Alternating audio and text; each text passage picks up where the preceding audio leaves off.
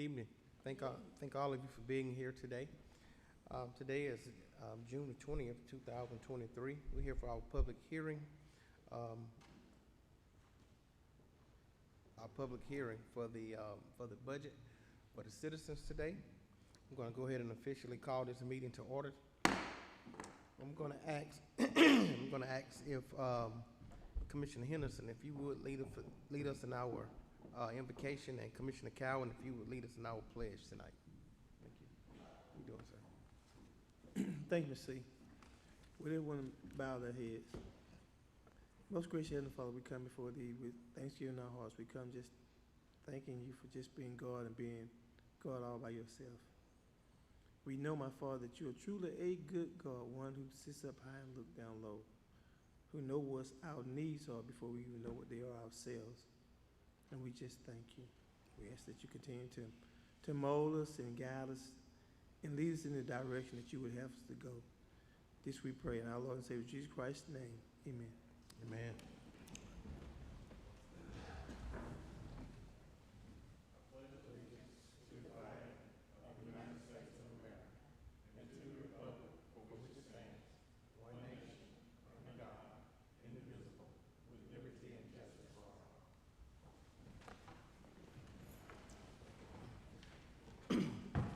Again, we're here today to let the citizens make comments about the budget. I'm going to turn it over to Mr. Cooper, our county manager now. Thank you, Mr. Chairman, distinguished board members. As you stated, today we come before our citizens with a public hearing as it relates to our FY 2024 budget. And what we want to do is work in the realm of trust and transparency. That's why we're here today. We had a meeting on June 13th with our board members regarding the proposed budget. And now we want to hear from our greatest asset in this community, the people. I'm going to yield this time to Ms. Brittany White, our finance director, and she's going to steer the conversation. So at this time, Ms. White and the public, you have the floor. Thank you. Just a few reminders about our budget book. We do have a digital budget book this year. That budget book can be found on our website under the Transparency tab labeled FY 2024 Proposed Budget Book. There are also some copies over here on the table, PDF copies that are a summarized version of the book.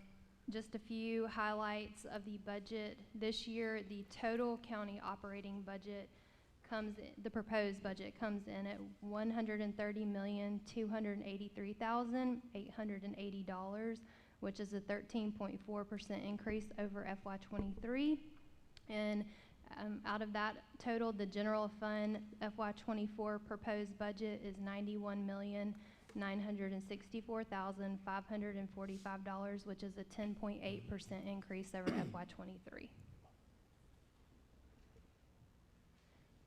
And Good. Thank you, Brittany. No, you good. You good. You're good. Yeah. At this time, we're going to open it up now for our public hearing for the citizens of the county who would like to make comments about the budget. You have 3 minutes to do so. If you would, please state your name, your address for the record, please. If you do not want to state your address, you can fill out a form over here and just turn it in to Ms. Jackie, the clerk, instead of making your address known publicly. With that said, this is the time that we now allow for our citizens to come up and make comments about the budget that's being presented. You may come at this time.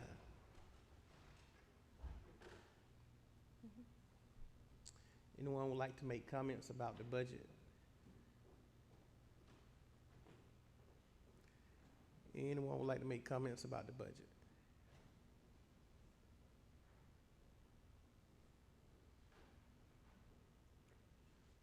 Anyone would like to make comments about the budget? All right. Our public hearing is closed. Board members, I seek a motion, please. So moved. Is there a second? Second. And let me, before we close out, I do want to say that Commissioner Edwards is on by Zoom tonight as well. It's been motion and second that we adjourn. Any discussion? All in favor? Thank you. We stand adjourned. Thank you. Commissioner Edwards? Yes, sir, that's an aye from me. Thank you, sir. We stand adjourned. We'll start back up at 7 o'clock. Thank you. I know.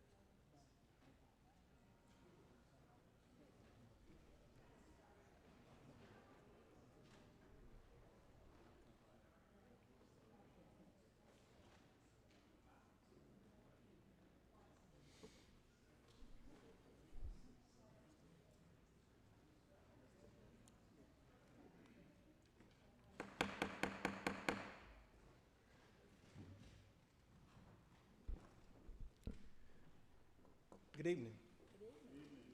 Thank all of you for being here tonight. Today is June 20th, 2023.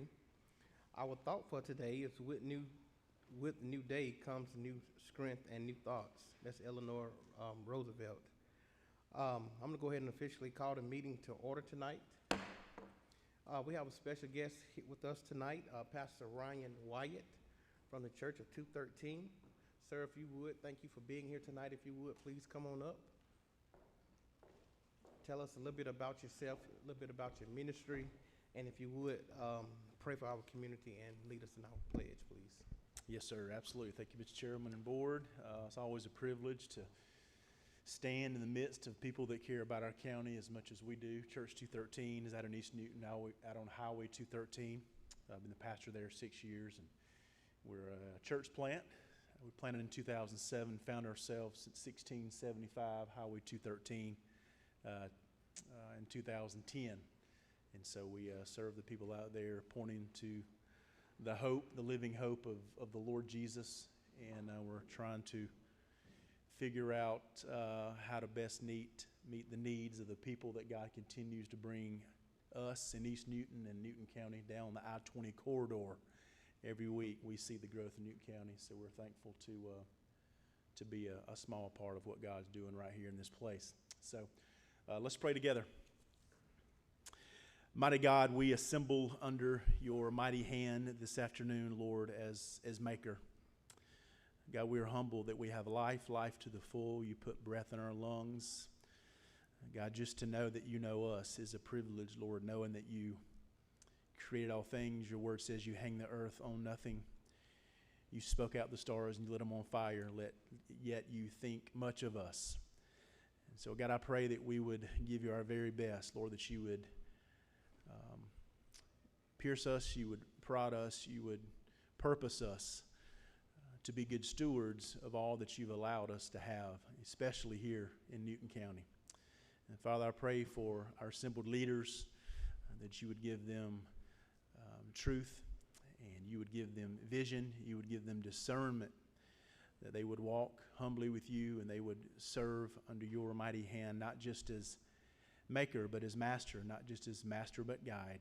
And Lord, I pray that this meeting tonight would do nothing but to glorify yourself through your Son in this community as we look into you, our living hope. God, we thank you for life. We thank you for the purpose that we have in you. We pray this in Jesus' name. Amen. Amen. So let us pledge. Let's stand, please. Ready? Salute.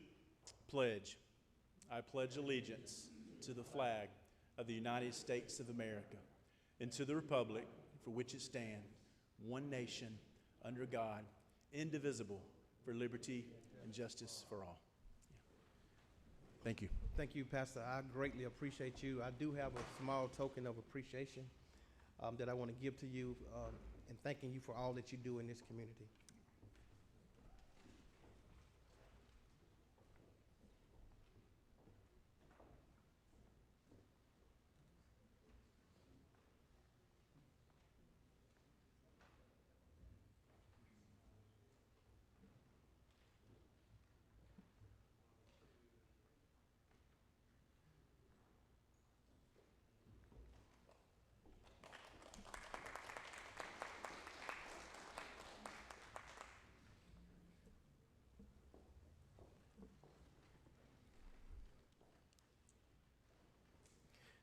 Next on the agenda is the adoption of the agenda. I seek a motion, please. So moved. Can I get a second? It's been motioned by Commissioner Mason and second by Commissioner Sanders. Any discussion? All in favor? Commissioner Edwards? Aye. I think it passed 5-0. I do want to say that Commissioner Edwards is on tonight via Zoom tonight. So Commissioner, do you want to state where you are? Yes, sir. I'm on vacation in St. George Island, Florida. Thank you, Mr. Chairman. All right, thank you, sir. Next is citizens' comments. This is an opportunity that we allow citizens to make comments about agenda topics only. Agenda topics only. You have 3 minutes to do so. If you would, please state your name and your address for the record, please. Also, if you do not want to give your address, there is a form to my right here on this table that you can fill out, and you can give it to the county clerk. But you can come at this time. You have 3 minutes to do so. Anyone want to make comments about agenda topics only? Agenda topics only.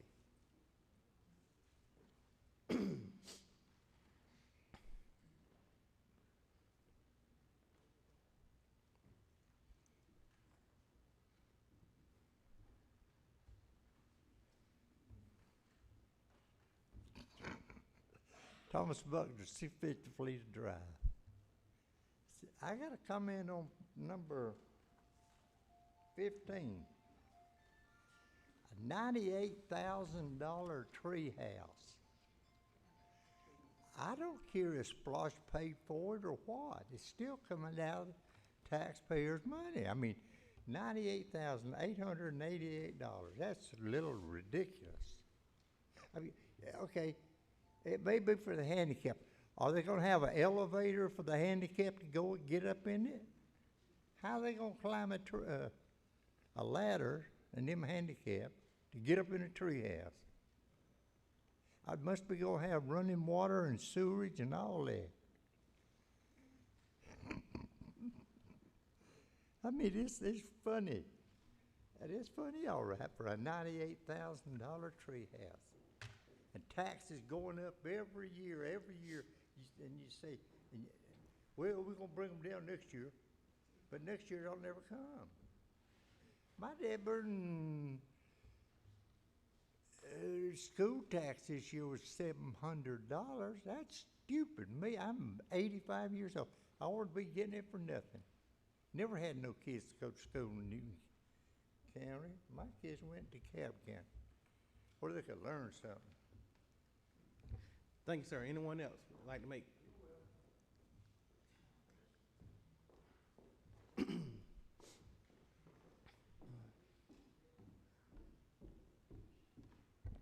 Barbara Morgan, 2158 East Street, Covington, Georgia. The dream of a tree house at Chimney Park has been a dream of the Friends of Newton Park for years. Finally, SPLOST voters approved it. It will enable children who are confined to wheelchairs or to crutches to experience the joy that there is in getting up in a tree, things we have all done. We have all been able to climb trees. These children can't. This is something they need, and it will further enhance the park for disabled children. Thank you, ma'am. Anyone else? Thank you. That portion of citizen comments are closed.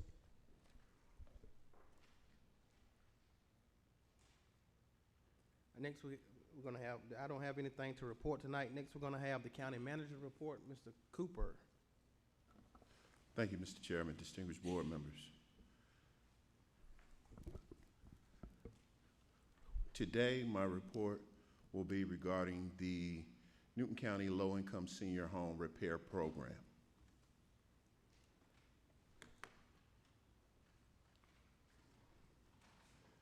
As you all know, when I took the helm, I talked about the 3 Ps: people, purpose, and processes. The people, again, are our greatest asset. Our purpose as a government is optimum service delivery. And our processes, the way we provide those services, will be constantly reviewed and evaluated so that they can be enhanced. The people in this presentation are pretty much our national treasure, right? Our seniors. The low-income senior program is designed for our seniors who have low income, who meet the eligibility, and the eligibility age is 55 years and older. The program is designed to help eligible seniors with necessary repairs to their home through the ARPA grant, or the ARPA funding, I should say. And we are paying $15,000 in repairs for eligible seniors. In reference to our processes, seniors register for the program through our consulting firm, iParametrics. Seniors will receive an email confirmation to begin application processes. applications are completed and review and repairs are completed at that point. The program at a glance. As of June 15th, we had 298 seniors registered for the program. 39 applicants were under review. However, as of today, we currently have 371 seniors registered and 51 applications under review with 8 approvals. And at this time, I'm going to yield to the champions of this project, some internal stakeholders, Ms.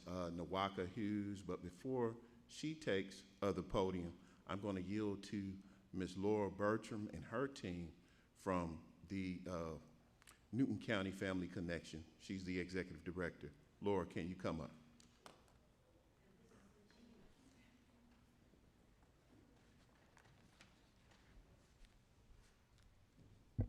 I just want to say thank you so much for the work that you all do and for the hours that you spend. This has been an exciting project. Family Connection envisions a Newton County where all children, families, and the community are engaged, empowered, and successful. To do that, we connect community partners with each other, with volunteers, and most importantly, with the families we all serve. The county and our elected officials build the public will that puts together our volunteers, our programs, and promotes them throughout the community. We are so grateful for that. Molly Melvin is with me today. She is a colleague and has been a dear friend of mine. We have done this work together since 2006. We were honored that the County Board of Commissioners invited this organization to work this project. That gives those with the least resources an opportunity to strengthen their sense of safety and security, thus really strengthening our thriving community. Seniors are paper people, though, and by necessity, for the safety of the seniors themselves, as well as for the accountability of the funds that are being distributed, this program is available only online. It is with the wisdom of iParametrics, or really the wisdom of iParametrics, that they knew how hard a job this would be, that they brought in local friends and family to talk with the seniors and work them through this program. So that is where our new partners came in, social service professionals and technology warriors. I can safely say that we have all become better grounded in this work altogether. It has been an exciting 8 days. This has all happened within 8 days.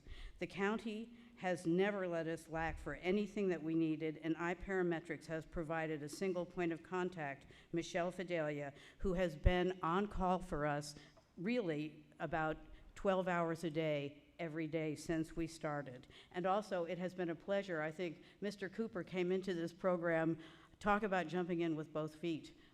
You did it, and so gracefully, and we're there so strongly. We are so grateful for your presence and your support. Waka and Brian really stopped down about 3 or 4 times a day, and people are still saying how they called. We saw the most people on day 1, I think, and learned quickly what we needed to do. There are, in essence, the 4 parts of this process. Actually, pre-registration, where you declare you're eligible, the application where you upload the documents to prove that you're eligible, and then you have to wait really about 2 weeks before they tell you if you're approved or not. There are rules to this. There is an income level. There is an upper level of 80% and a prioritized level of 50% of the mean income for this community. And then once you hear, the contractor becomes involved. And the county has also gone out of its way. We realize that we cannot, as a team, recommend contractors. However, the county has invited all contractors, and I encourage all the commissioners to invite contractors to apply to that county site so that they too can be considered in application.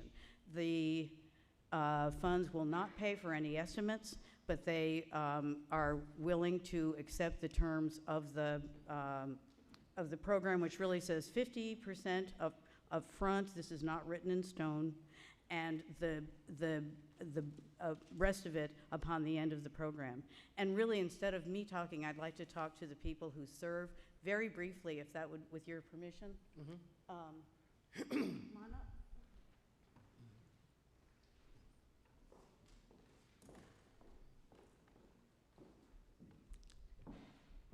Good evening. I would like to say my name is Cheryl Bennett.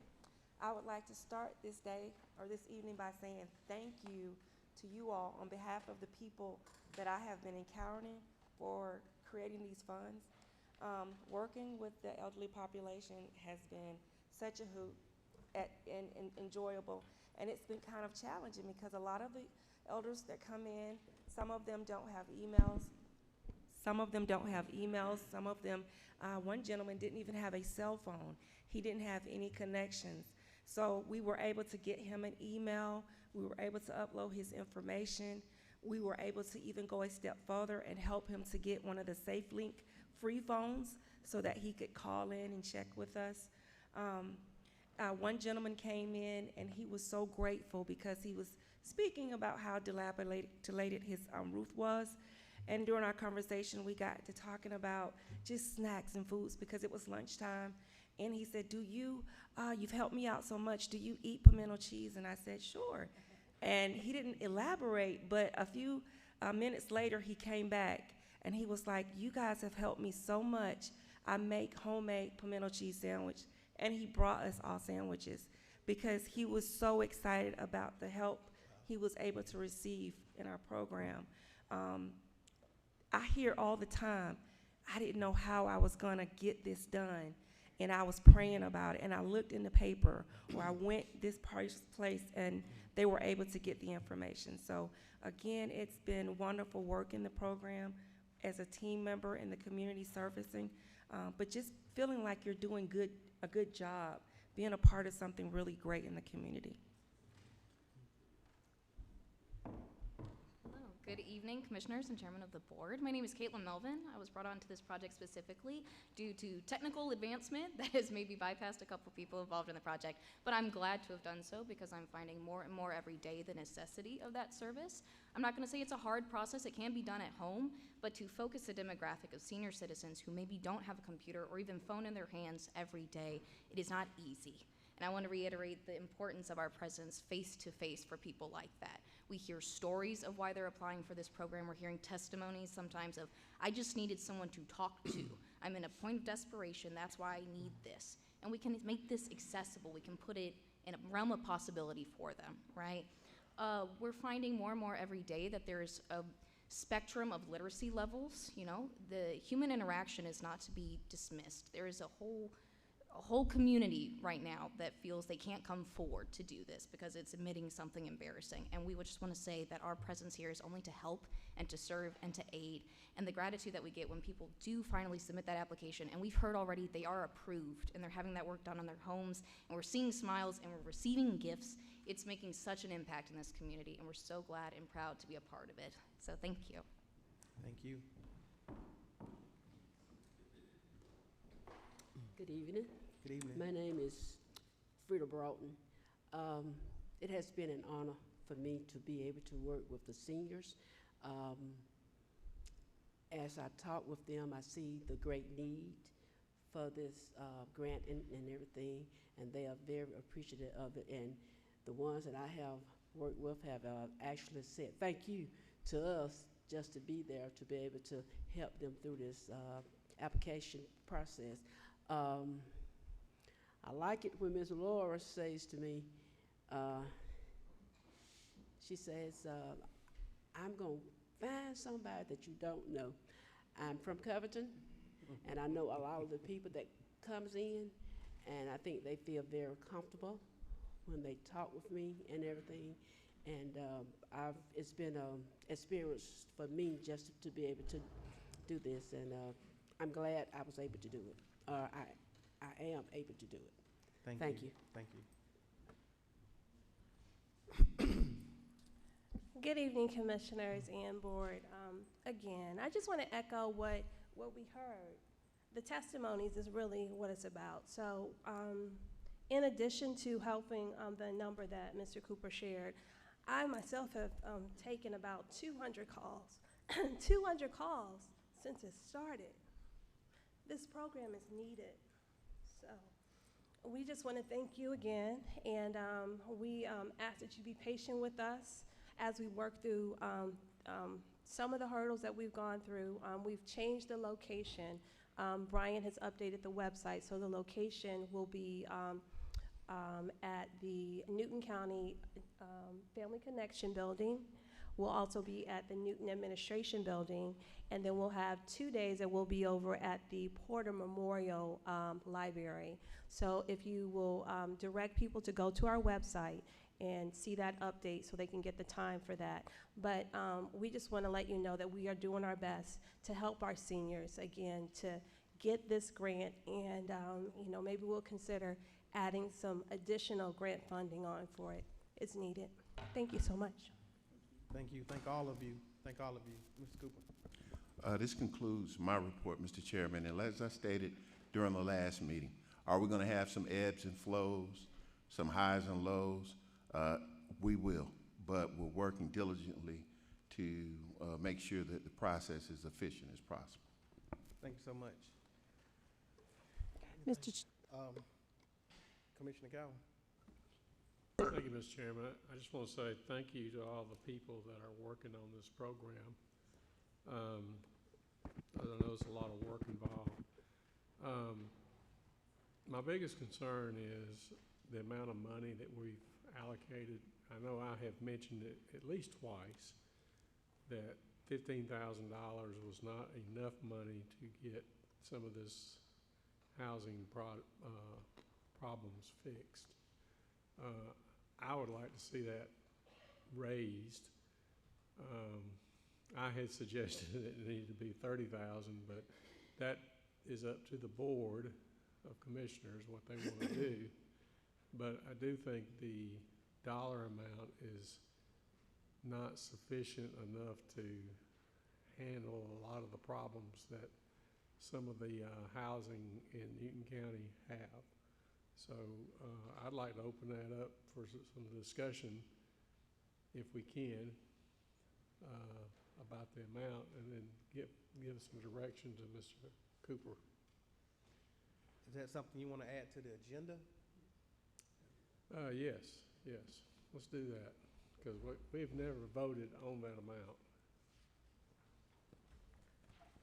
You making that in the form of a motion? Yes. Is there a second? Second. It's been motioned by Commissioner Cowan and second by Commissioner Henderson that we add this to the agenda tonight. Any discussion? All in favor? Commissioner Edwards? Aye. Thank you. It passes 5-0. We're going to make that item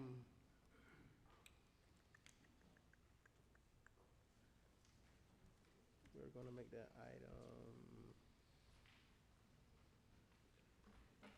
19A.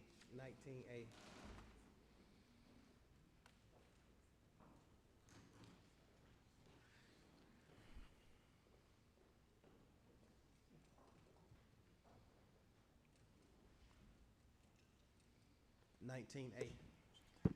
Thank you. Anything else for the county manager report? Commissioner Henderson? Well, we still need to decide an amount. Correct? Yeah, we'll discuss that at 19A. Okay. Commissioner Henderson. Thank you. First of all, thank you, ladies, for doing such a great job assisting our citizens, and especially our senior citizens, you know, and I'm one of those senior citizens myself too as well. And somebody hit me on the board, if they would. I think when we first talked about assisting senior citizens, I was thinking it was supposed to be a little more of a hands-on, and somebody can help me, because what I had heard from some of the people who called me at home, they'll call me, and I'm pretty sure they call all of us, and they said it wasn't hands-on, that they was giving them some instructions, and they didn't know how to proceed with those particular instructions. And so, Ms. Laura, would you please give us a little bit more information, if you would, please, ma'am. I'm delighted to answer that. I will tell you that there is no one that we sent home alone with just a few minutes of instruction. And I will tell you that we generally spend, and I did not say this earlier, probably about an hour to an hour and a half minimum with everybody who comes in. we do recommend that if people are not familiar with the Yes, ma'am. computer process, that if they have someone that is a close friend or a child to come with them, and if they are concerned about the documents, sharing them on our computers, then that they can use their own computer, and we go through it line by line with them at every time. So, and not only do we help them with the application, we have gotten them emails. We have, the reason why Cheryl bought that man, didn't buy it, she found him a free phone, was so that he could call her when he saw the new email come in, so that she would meet him, I mean, that he could come and meet with her, and she would walk him through it. The other thing is that we've had 2 calls. One person's just had a knee replacement. Another person is a quadriplegic who is homebound. We are making sure that we go to their houses with them, with our computer, and are able to use theirs to do this. It is a complicated process. It does involve having an email that you can access on a regular basis. So it is very much part of our plan to work with everybody as they are needed. And we have 2 men who are fabulous computer wizards, and 2 women, young, and it seems that they share in common, they are all young, but they are all computer wizards, and they have taught us a lot. But we have worked through so many issues, and many of the issues are caused by the people themselves in inputting their email incorrectly. But Michelle has answered every time we call with that person's last name and their email, and every time she has been able to straighten it out. So please refer them and have them call the Family Connection number, which is 770-786-0807. We answer that phone between 10 and 3, and after that, if they leave a message, we will return the call the next day. Yes, ma'am. So y'all do go to the homes of the seniors? Only under very special circumstances, yes. And we did have I think it's Rose Collins, who was the queen for the Juneteenth parade on Saturday. And her daughter happens to be just 71, and I said, well, maybe she has a granddaughter too. But she spent over an hour with us last Friday. And so we are spending much time with people who are of all ages. Yes, ma'am. So I guess one last question to Mr. Cooper is that, so we have someone in all of our districts that where y'all will go in or set up so that the seniors in every district will be able to come in and maybe get help if needed, or whatever information they may need in order to help them to receive this grant. Yes, sir, and the problem is that many internet connections are sketchy, so that's why we've chosen just a few locations with quirks that we've learned to work with, because that takes some of the longest time. Yes, ma'am. I got this question is to Brian. If there's a part in the county, somewhere in the county, where they can't get a connection to the internet in order to help our seniors, so what can we do in order to kind of help? Because I think that every senior anywhere in the county should be able to either go somewhere within their districts and be able to put in for the application for the monies in order to prepare their homes. Do you want me to take that? Yeah, well, right now we have the 3 locations spread out to different regions of the county that they can come. As you all know, and you've approved other ARPA funding, the internet is still a work in progress in some regions of the county, and that's, obviously that's out of our hands. That's why you all have made some of the efforts you have to spread that. And this is my last comment, I guess. I think we are paying $20 an hour to have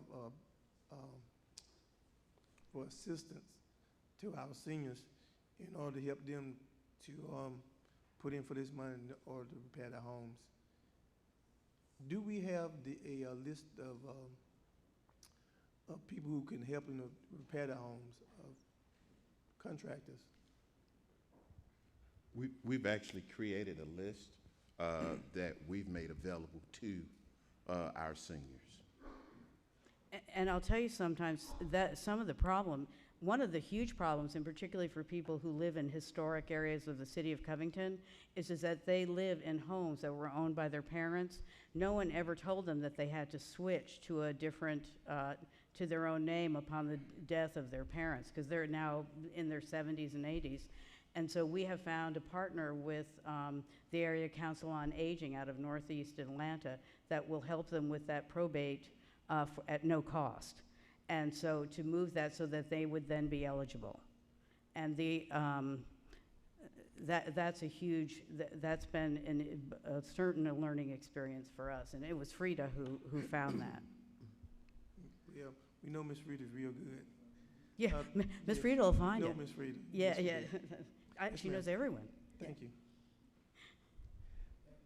Thank you, Ms. Laura, you and your team. Thank you so much for what you guys are doing. Guys, it is actually 7:30 now. It's time for our zoning tonight. Ms. Applewhite, if you would, please come on up.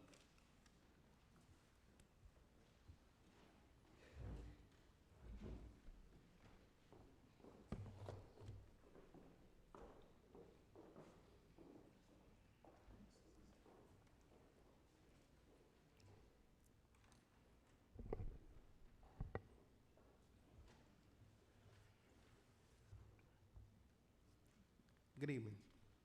You wanna take All right, off? thank you, Chairman. Good evening, Chairman, the Board of Commissioners. Our first case this evening, it's actually old business. Brian, can you click on the screen? Yeah. Okay. This is REZ 22-000013. It's located at 375 Flat Rock Road. The parcel size this evening is 15.56 acres of the larger 126.69 acre parcel. Tax ID 79-9.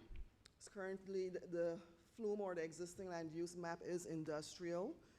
The existing zoning is A, agricultural, and the proposed zoning they're seeking is M2, heavy industrial. This is located in the Alcovy watershed, Commissioner District 5. Owner is JBW Investments, LLC, and the petitioner is Eric Johnson. So this, like I said, this is old business. It was initially heard by the Planning Commission back in October, and they had denied the rezoning. It came before this board on November 1st, 2022, sorry, and a deferral was granted at the request of the applicant until February. And on February, the applicant again asked for 90 days referral until today. So that would bring us up to speed with where we are with it. And again, the applicant's intent is to seek a rezoning to heavy industrial use for a data center.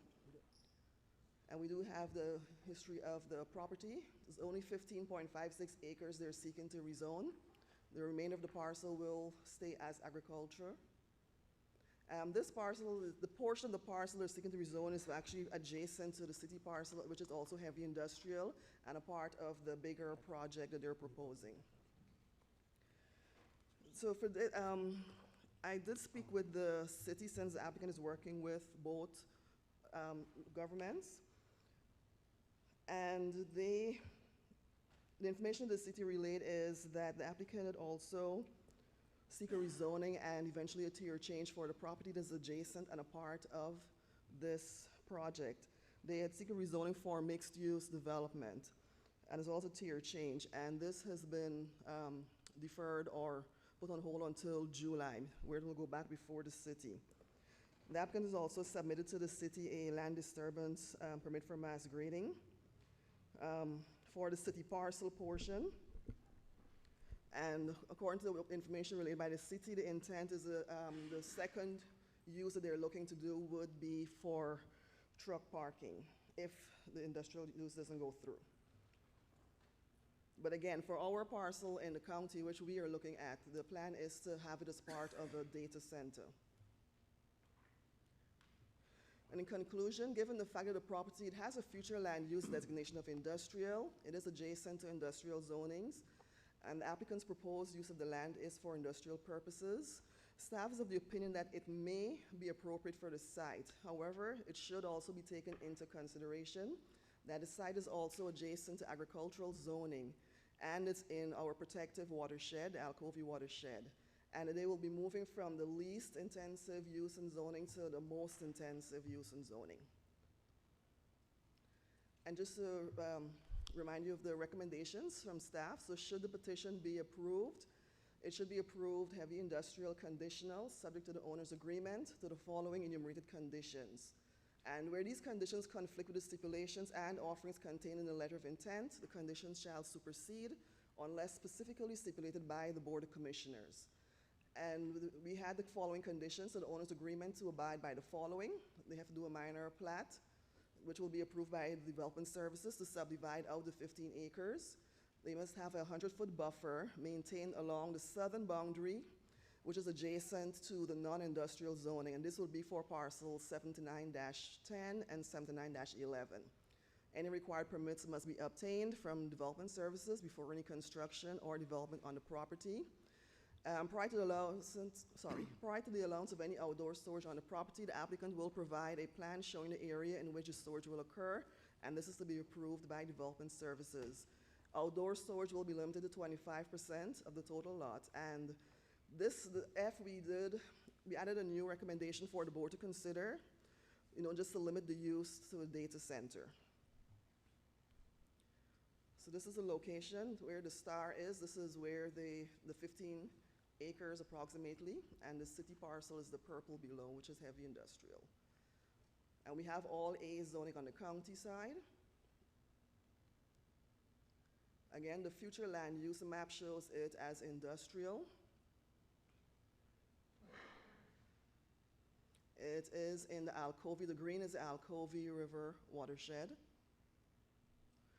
This is a survey, the boundary survey as proposed by the applicant. And this was the overall site plan that they had provided us with, which it looks at both parcels. County is up here with a star, and the remainder of the project is in the city. This shows just a proposed layout. And Chairman, this has already had a public hearing. But if the board has any questions, applicant is here. Yeah. We're going to open it back up. Patrick said we need to open it back up. So we're going to open it back up. Thank you. The applicant and those that would like to speak in favor tonight, you have 10 minutes to do so. If you would, please come up and state your name and your address for the record, please. The applicant and those that want to speak in favor tonight. Have 10 minutes to do so. Please state your name and your address for the record, please. Good evening. Eric Johansson, 6083 Shadburn Ferry Road, Buford, Georgia. Here tonight representing the applicant and the property owner, JBW Investments. The piece of land that we're talking about is only limited to 15.56 acres of land of the overall 126 acre parcel. Previously, this was subject to an annexation request that was coupled with a piece next to it. That did get pulled and it never did go through.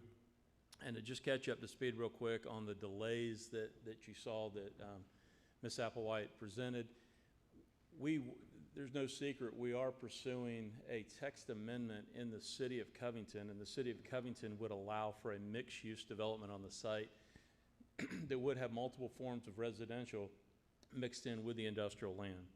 Since we've been pursuing that, we have a partner now that we're under contract with in Trammell Crow who's here tonight, and they want to utilize the site as a data center, so therefore the mixed-use element would go away.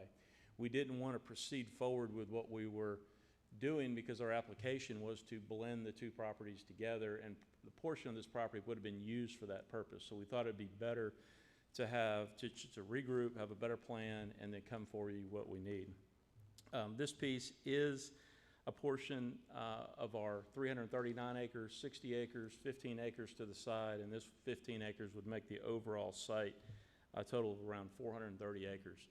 Through all of the processes that we've been through in the county, opposition has come up here and told you guys things that, in our opinion, were not true. There was a map that was presented a little bit ago, and I wanted to present one more map to show you. This map right here is the watershed map, the same map that you had before. This is the parcel of land right here. Anything in the green is in the Alcovy River watershed. Anything in the brown is in the Cornish Creek watershed. The Cornish Creek watershed flows directly into Lake Varner, and then it goes out through the normal treatment process and it gets used as drinking water. Anything in the green is in the Alcovy River watershed. So no matter if I left the fire hydrants on out there all year, not one drop of that water is going to go into Lake Varner. So I just want to make that clear that none of the water goes into Lake Varner. The use of the property with Trammell Crow would be as a data center campus. It would be a secured campus. We are not looking to have access onto Flat Rock Road or Gregory Road with direct vehicular access from the site. The access that would be needed onto either Flat Rock Road or Gregory Road through the permitting process would be for emergency vehicles only. Fire codes have different parameters than site development and land development have with distances to buildings, fire hydrants, and everything else. So from a emergency access standpoint, that would be the only access needed onto Flat Rock Road and Gregory Road. Be happy to answer any questions you may have on the site. Drew Frederick with Trammell Crows here that can answer limited questions on the data center. We don't have a site plan to show you. It is confidential right now, but it is similar to what we have right there. It's over 3 million square feet he can get into. And our primary access on the site for all vehicles will come off of State Route 142. We're proposing a new Parkway Road that would come to the south side of American Way. American Way would then get shut off and reconfigured into the Parkway. We're pursuing a signalized intersection, a new road, better line of sight, and altogether just a better situation for traffic. We would have an emergency access as well onto Alcovy Road, but we would not have primary access onto Alcovy Road. It would primarily be for emergency vehicles, again, because the proposed development would be a gated, secured, single-tenant type campus. With that, I can turn it over to Drew, and he can answer any questions you may have about the data center. Hi, good evening. My name is Drew Frederick with Trammell Crow Company. Be happy to answer any questions you may have as far as this project. You have 5 minutes and 44 seconds to make any comments that you would like to make. And if you want to speak in favor of it.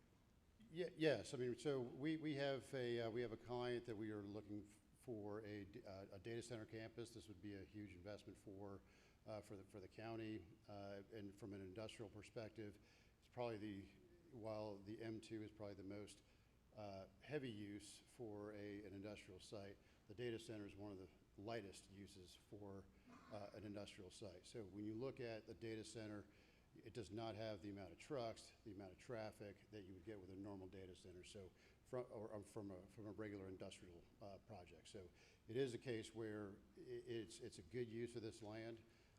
It is already zoned for industrial. And again, from an impact to roads, it's actually going to be very minimal. But like it was said, we are going to be building a new road for the and have an interchange on 142.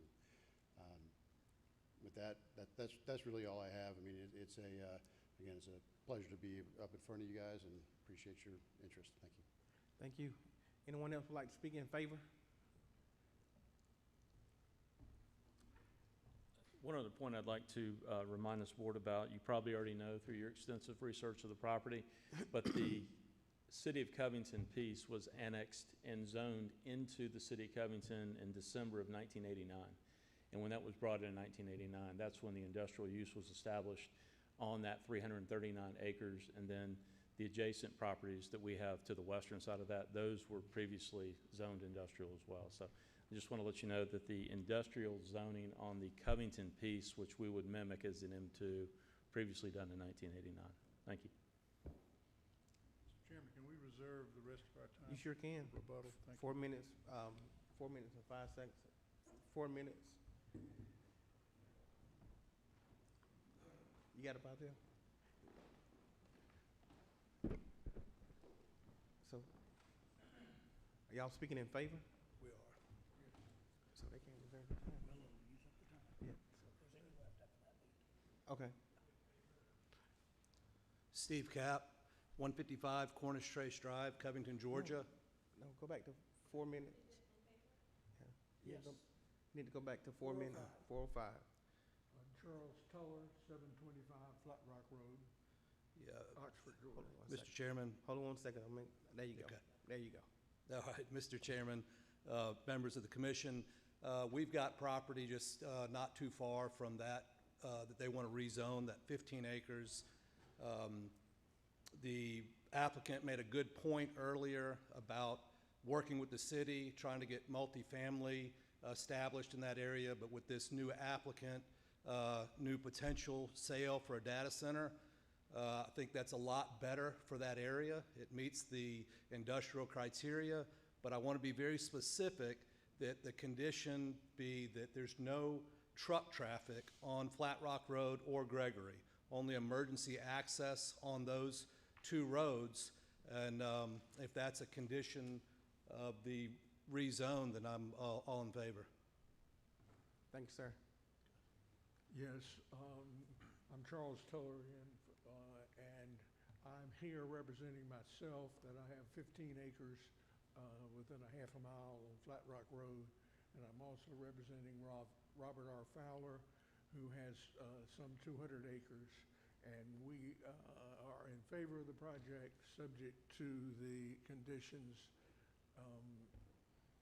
previously about vehicle and traffic on Flat Rock and Gregory Road.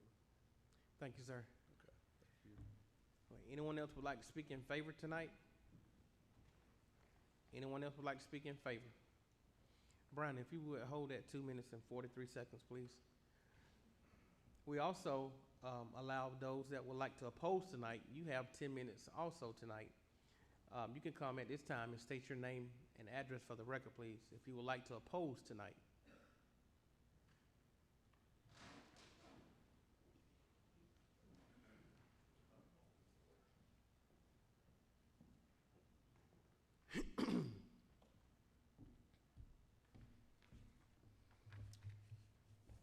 My name is Chris Sewell. I live at 70 South Waters Edge Drive. Chairman Baines and Commissioners, thank you for allowing me to speak tonight. Like I said, my name is Chris Sewell, and I live at 70 South Waters Edge Drive in Covington, which is located on the northeast side of the county, just off of Cornish Mountain Road in Flat Rock. I come here to voice opposition to the proposed rezoning application, REZ 22-000013 at the intersection of Flat Rock and Gregory. This rezoning is approximately 1.5 miles from my home in our subdivision, and I am one voice speaking for many. The residents of this area that would be impacted by this are fortunate enough to live in a quiet rural area that is close to all the benefits of the smart progress that is taking place within the city and the county. We are for smart progress and growth, but let's take a look at some of the facts about this request. Fact number one, it does not fit the character of the area, and it does not fit the intended use of the area. As mentioned, this proposed rezoning is not smart progress. It is the antithesis of this. This rezoning request is to go from the least impactful usage to the most intensive usage, which provides the ability to build anything and everything. It threatens everything about the area, and it threatens what Newton County's own 2006 and 2018 comprehensive plan says about this land that is included in the Flint Hill character area, which states a rural community tied closely to the preservation, recreation, conservation of Lake Varner Reservoir. This land that is up rezoning is approximately 1/2 mile from the only water source for Newton County. While a 1/2 mile does not seem very close, it is. Just ask the residents of Settler Grove subdivision that lived within a 1/2 mile of the BD plant here in town about dealing with ethylene oxide, ETO, and the impact of living that close to heavy industrial with both property values and, more importantly, health issues. You cannot risk that with a water source. Fact number two, this land is not conducive to this type of zoning. This land is comprised of ashlar rock outcrop soil. Sorry if I pronounced that wrong. I'm not a geologist, but this is cited from the 1999 soil survey of Newton and Rockdale counties by the U.S. Department of Agriculture.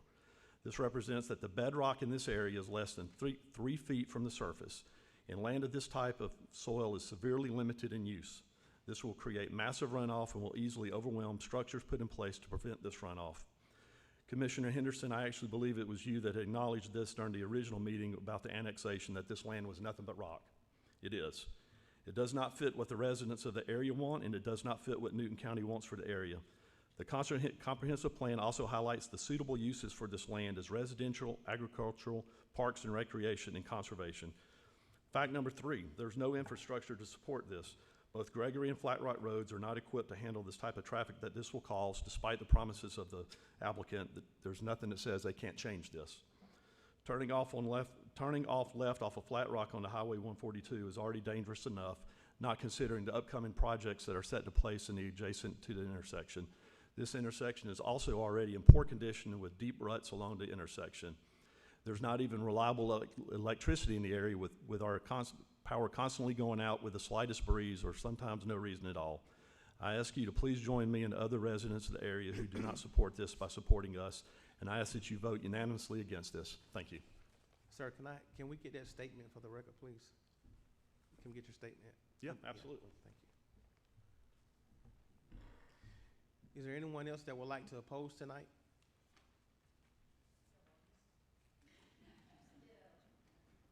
Anyone else that would like to oppose tonight? Anyone else that would like to?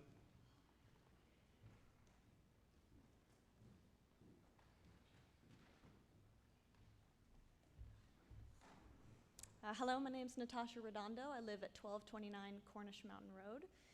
I don't have a fancy speech, but basically I just like to say that I moved to Covington 3 years ago. It was the first place I ever bought my first house. And I moved here because of Flat Rock. I love driving down it, and I love going across Lake Verner, and there's trees everywhere.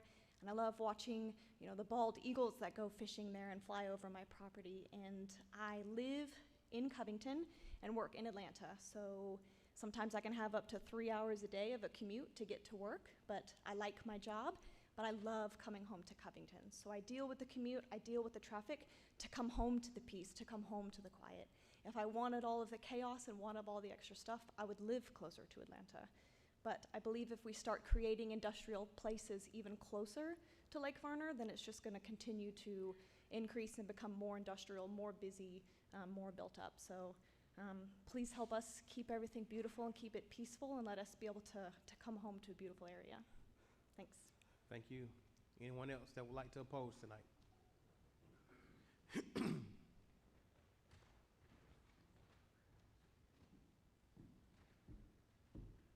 Thank you for allowing me to speak tonight. My name is Steve Henderson. I live at 15 South Waters Edge Drive, and I am a geologist. One of the things that the applicant pointed out is that the acreage lies pretty much in the Alcovy River drainage. And the boundary, or the drainage divide, between that and Cornish Creek, the Lake Varner, is essentially Gregory Road. If you look at Gregory Road, this is not like the Continental Divide. This is something where the divide is only a few feet in elevation on either side. If you start modifying Gregory Road, or start modifying the land, you could quickly change that. And with the sometimes amazing rain events we get, I think you're playing with the risky thing in terms of having some of the water ending up in Lake Varner. I think it's just simply too close to the Cornish Creek drainage divide, and I think it's risky. I wouldn't do it. And also, Walton County has a 25% interest in Lake Varner. I think that they should have a say in something that's happening that close. So I would appreciate this to go into your decision. Thank you. Thank you. Anyone else? Anyone else? That portion is closed. Hold on 1 second. Sir, would you like to come back up for your 2 minutes and 39 seconds?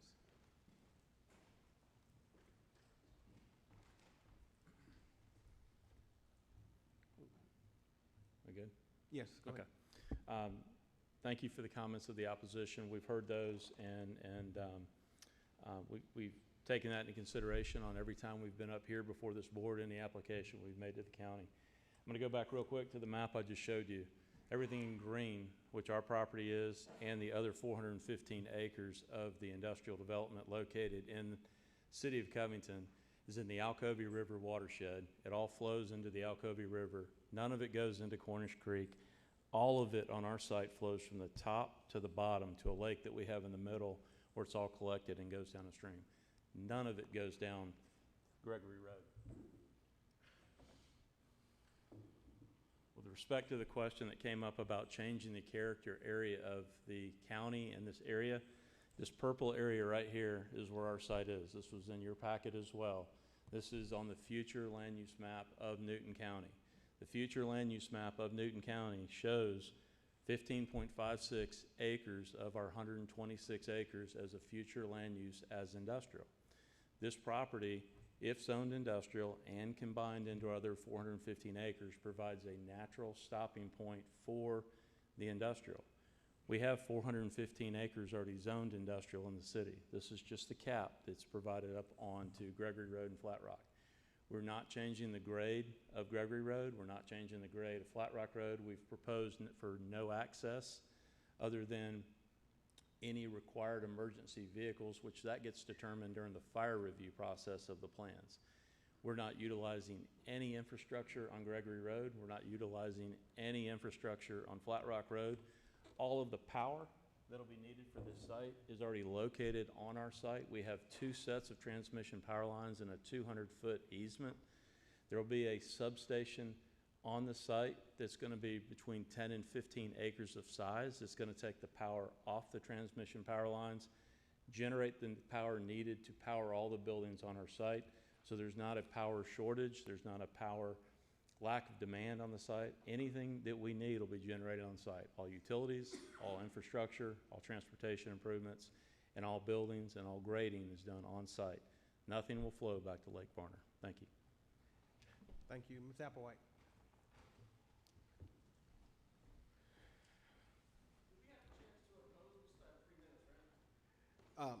No one asked for it.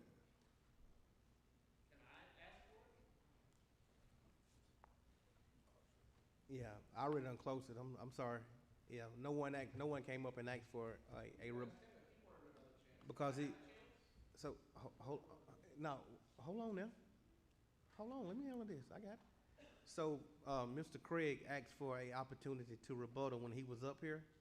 No one came up here and said, "I want an opportunity to rebuttal on the opposing side." Yeah, no, it's already closed. That's what I'm saying. It's closed. Thank you, sir. Mr. Cowan. This is in District 5, I'm assuming. Yeah, for the purposes of discussion, I'd like to go ahead and make a motion to approve this so that we can have a discussion on this. Is there a second? So you made a motion to approve, right? Yes. Commissioner Henderson, second. Any discussion? Yes. Commissioner Cowan, go ahead. Okay. The land that is south of that is owned by the city of Covington, That is correct, sir. and that's already M2 zoning, is that correct? Yes, this parcel, or the purple one, yes. Okay, and that faces Flat Rock Road? This is zoning here, there we go. So we have Gregory Road up here, and then Flat Rock. That piece right there is already owned to Flat Rock Road, right? Where the city parcel is correct, yes. Yes. Okay, and so the city of Covington can pretty much do anything they want to. We don't have any say-so over the city of Covington. Is that right, Mr. Patrick? That is correct. Okay. All right, so Covington can already do M2 building over there.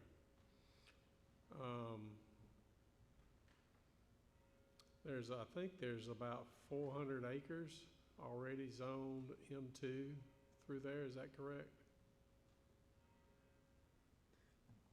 In the city, yes, It's in the just city about. limits of I think Covington? the 15 acres would include that 400. I'm sorry, what? The 15, when you add the 15 acres, it would come up to the 400, according to the applicant. Okay, so Yeah. there's 300 and something. Mhm. I'd wrote down 400 plus acres. Already zoned M2, correct? On the It's already city's M2. portion. Yes, sir. Yeah. So all we've got is just that little piece up there. Now, so we've got to put some conditions on that property to keep to basically try to keep the residents happy and make sure that there's nothing, as they alluded to, all they want to have is access for emergency vehicles. Have you discussed some of restrictions on zoning with your attorney? You have?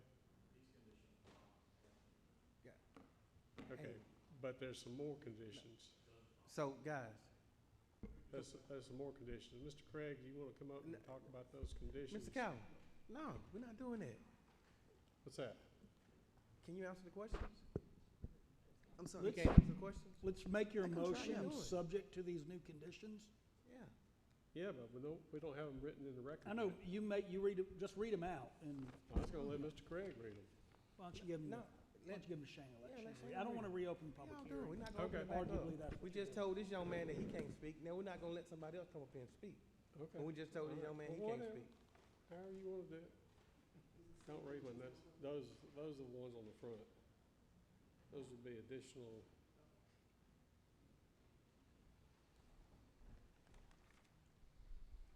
Okay, I'll just read these into the record.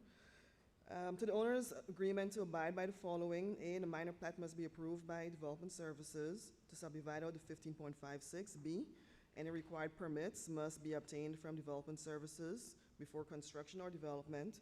C, no permanent or direct vehicular access to either Flat Rock Road or Gregory Road shall be permitted. However, construction access shall be allowed.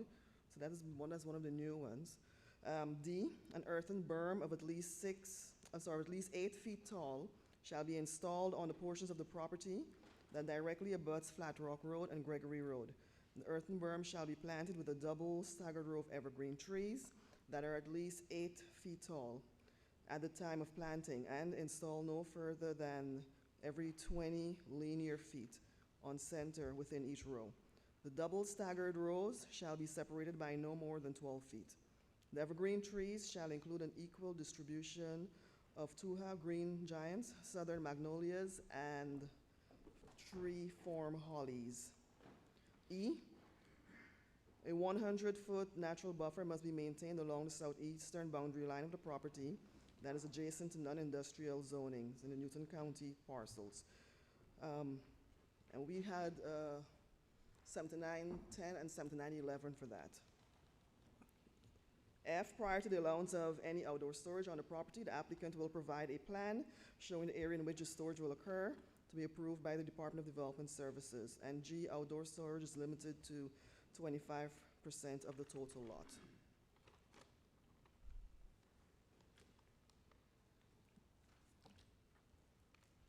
And Commissioner, these would be in addition to what we've already proposed? Is what you're Yes. saying? Okay, yeah, Okay. that's the last one. Can I have that back? Oh, okay, I'll need a copy at some point. Okay. All right. Are y'all, the applicant, are y'all willing to comply with these additional conditions for the zoning? Let me ask you one more question. Would you be willing, when there is a sale of the property, to include these as restrictions in the deed? We don't do this for nobody else. Just do it the regular way. Commissioner Calvin. Sir? Sir, if you're gonna make recommendations, I'm not making a recommendation. I'm asking a question. guys, look, the public hearing is closed. Are we gonna open it back up? We need to open it back up for every. If we're gonna open it back up for one side, we need to open it back up for both sides. You can't sit Okay. here and just. I'm just asking a question. Again, you're asking a question to the public. I'm Now- asking a question to the applicant. At this time, that's the public. Okay. So you can ask a question to Shayna. Okay, and you can pre- Shayna. And you can present it She to the can't board. answer that question. Y'all should work that out. I recommend, if you want to amend your motion to add those conditions, just do it.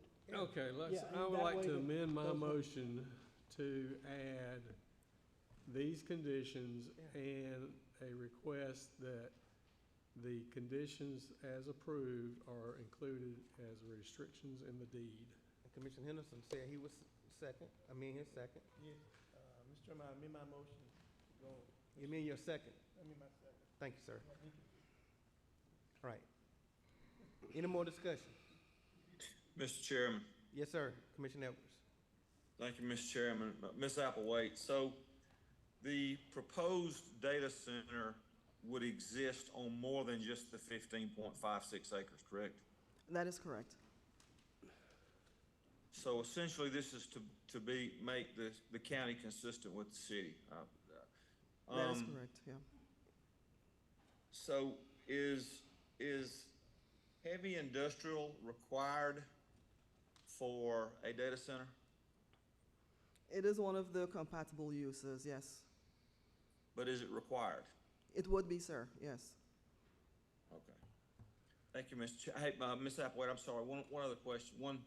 So we read into the record earlier, or you read into the record earlier, I'm sure at the request of the applicant, that if this were not to pass, then the proposed use would be a truck parking lot. Is that correct? That was information that I received from the city, that they had filed a land disturbance permit with the city for that purpose as a backup plan. I've never heard that read into the record, but I that's not you. That's okay.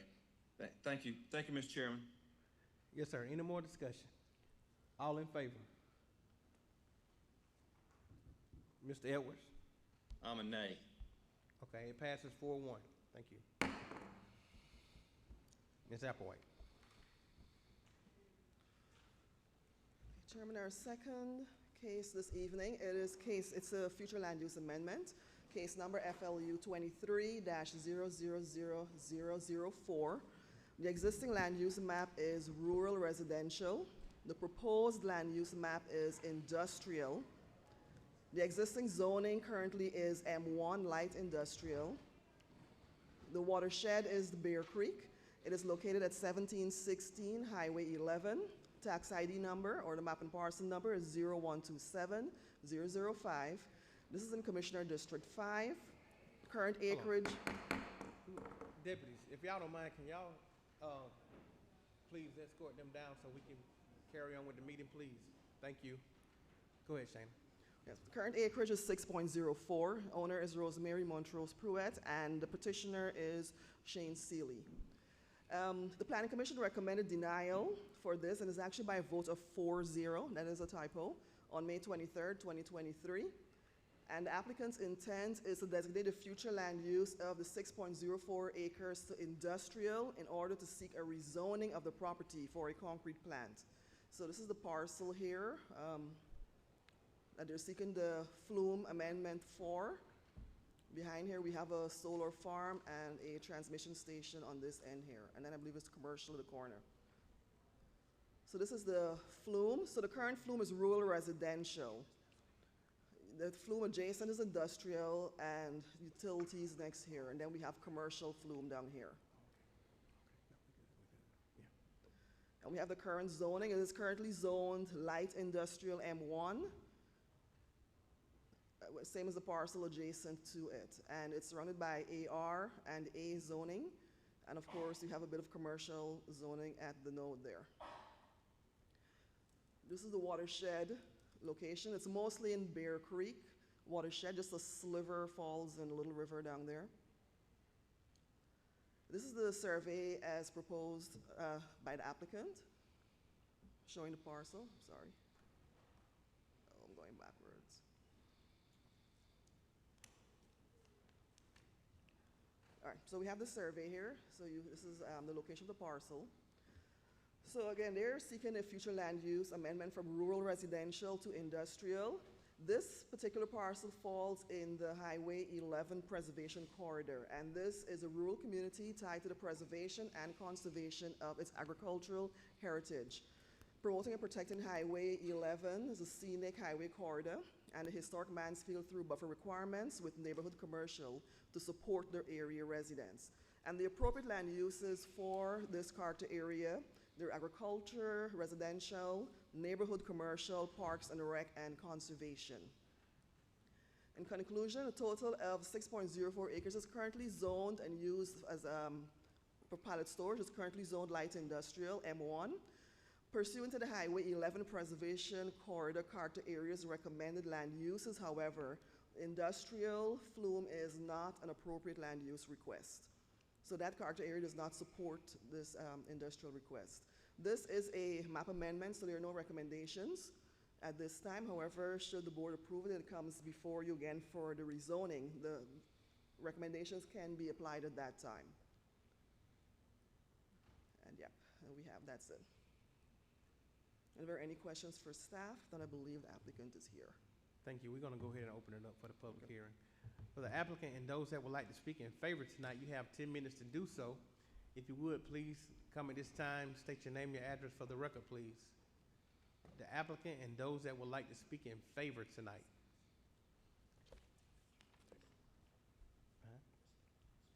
Yeah. Ms. Applewhite, this is the one that wasn't here? No, sir. This is not the one? Okay. Okay. The applicant and those that would like to speak in favor tonight. That portion of our public hearing is closed. We also allow 10 minutes for those that would like to oppose tonight. If you would, please come at this time and state your name and your address for the record, please.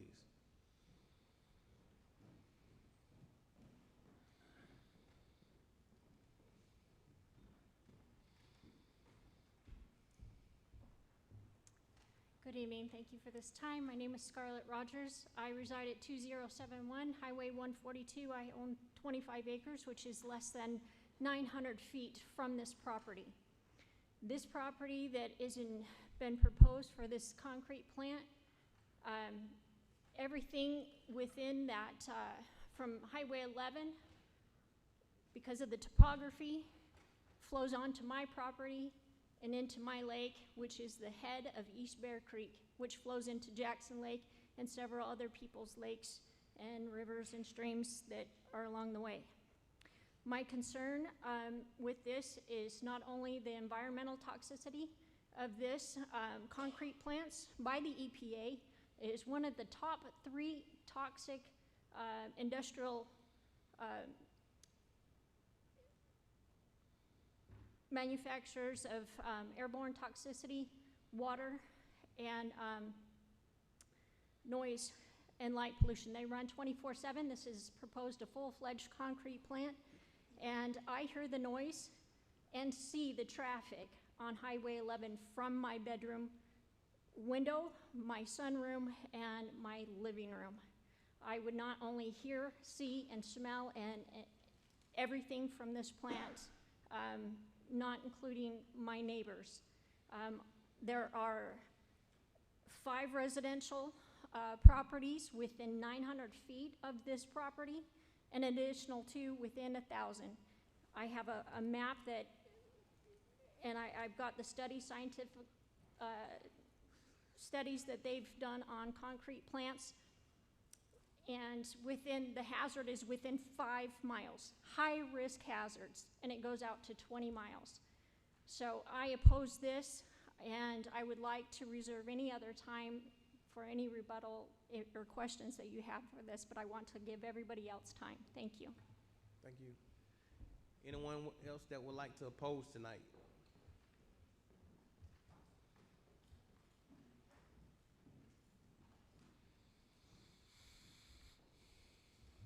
My name is David Norton. I reside at 4357 Highway 142 in the city limits of New Bern. I'm here to oppose this plant. It's an unsuitable area for it. There is no other heavy industrial close.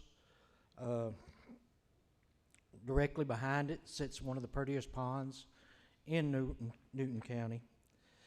And I believe if this is approved, it will open the Pandora's box for more such businesses in the area, which we do not need. I live right in the city limits of 142, speed limit's 35.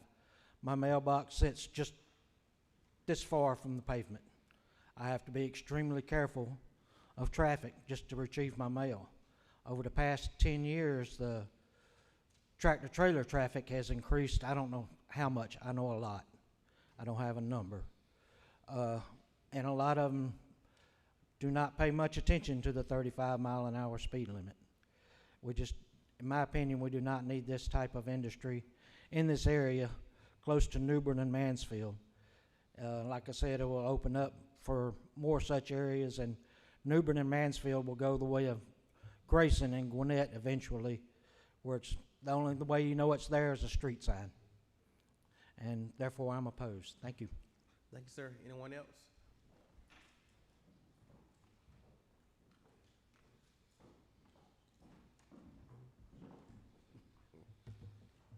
Hello, good evening. My name is Monica Sagastazado Davis. I live at 3524 Highway 213, Mansfield, Georgia.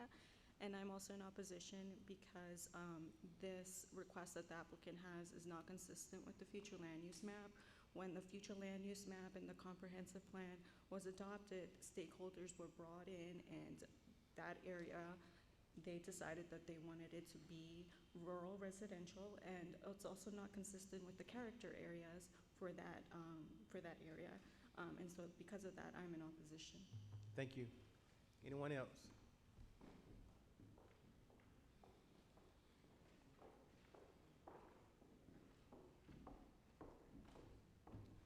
Good evening.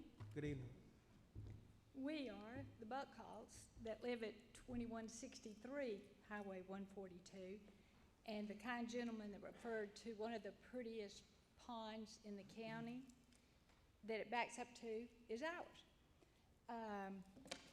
Keith has his thing. My worry is that there's a big buffer, 150-foot impervious buffer, and 100-foot pervious, non-pervious buffer. I'm getting too excited here. That feeds in and protects the underground springs that fill our pond. They are proposing some type of detention pond that's going to be right down. It's going to be in our water's door. We're very concerned about contamination in our pond. That is mine, not amongst the other things, but how it will affect the pond on our property. If I can say something, if you look at this plat that's up here now, I don't know how to work this pointer thing, but down at the bottom left-hand corner, that is the beginning of my pond. And every piece of that property right there flows from right to left down into my pond. And my pond is spring fed. Their proposed plat shows a retention pond at that lower left-hand corner, which is going to hold water and eventually seep into the ground, into my spring water that feeds my pond. So not only just the noise pollution, because I'm right there, butted up to them, the dust pollution. I mean, I've did a little research, and there are people making, not allowing concrete plants within so far from schools and stuff because of the air quality from them. So we're opposed. Thank you. Good. Got it. Thank you. Did you want that? You don't want that. Anyone else?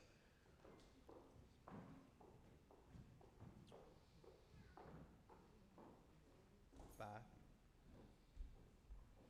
My name's Christopher Davis. I live at 3524 Highway 213. That's in Mansfield, Georgia.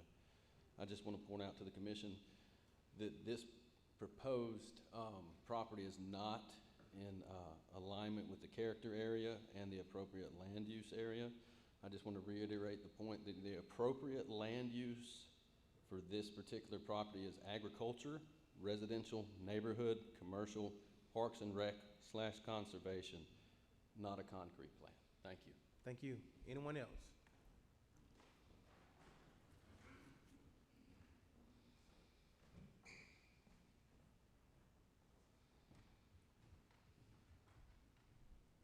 Thank you. I'm not good at public speaking. Mary Smith, 1922, Highway 142 East. Just a couple things in the area. Again, it's residential.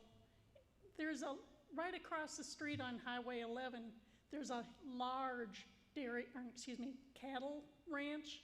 There are also a number of lakes besides the Buckhalls. I live about a half a mile up. There are probably 3 or 4 lakes in between there. It's gonna, all the dust and the noise will just take away from the rural area. Thank you. Anyone else? Anyone else?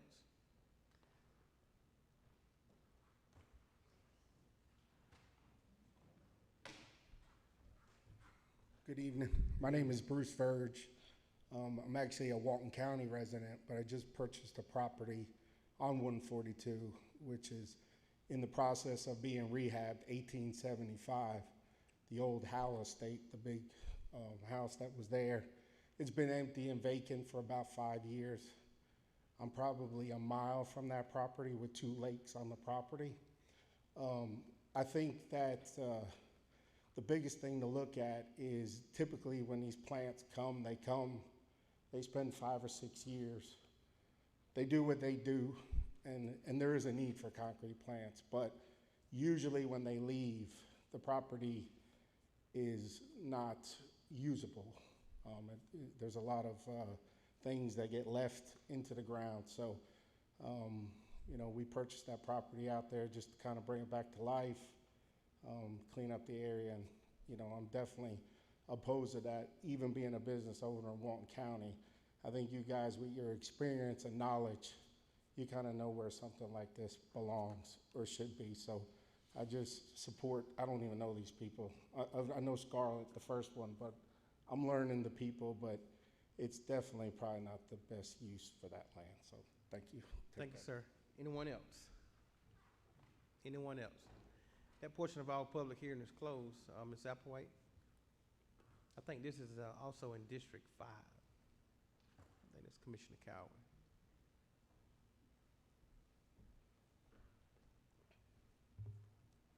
Commissioner Cowan. You gonna let me talk now? Go ahead. All right, I'd like to make a motion to deny this request for zoning. Second. You said deny? Yes. You said deny. It's been motioned by Commissioner Cowan and I think second by Commissioner Edwards. Any discussion? Commissioner Sanders. Ms. Director Applewhite, what was I know it's light industrial, but what is the actual building the industry that's going to be there, the product that's going to be sold there, manufactured? Did they state that? It's just a concrete plant, so that's where they'll be making it, is my understanding. Okay. Manufacturing, yeah. I wanted to just basically make a statement. And the residents came up from that area expressing their concerns and their need for that area. My colleagues, I would love for you to consider also all areas of Newton County. Because in District 3, there's a Lidl plant and there's houses being flooded because that land was disturbed and y'all put that behind $400,000 houses. So if you're gonna do it from one side of town, make sure you think about the people on the west side as well. Thank you. Any more discussion? All in favor? All in favor? Aye. Thank you. Commissioner Edwards, that's what I was looking for. Commissioner Edwards? Aye. Thank Aye. you. It failed, thank you. Well, the project failed. Yeah, the project failed. Yeah, motion to deny. Yeah. Okay. No, it was 5-0. I think Commissioner, raise your hand. 5-0. 5-0. Okay. All right, Chairman, Hold on 1 second. Guys, we're gonna ask you guys to guys, we're still in our board meeting. We're gonna ask you if you're gonna exit, please do it quietly.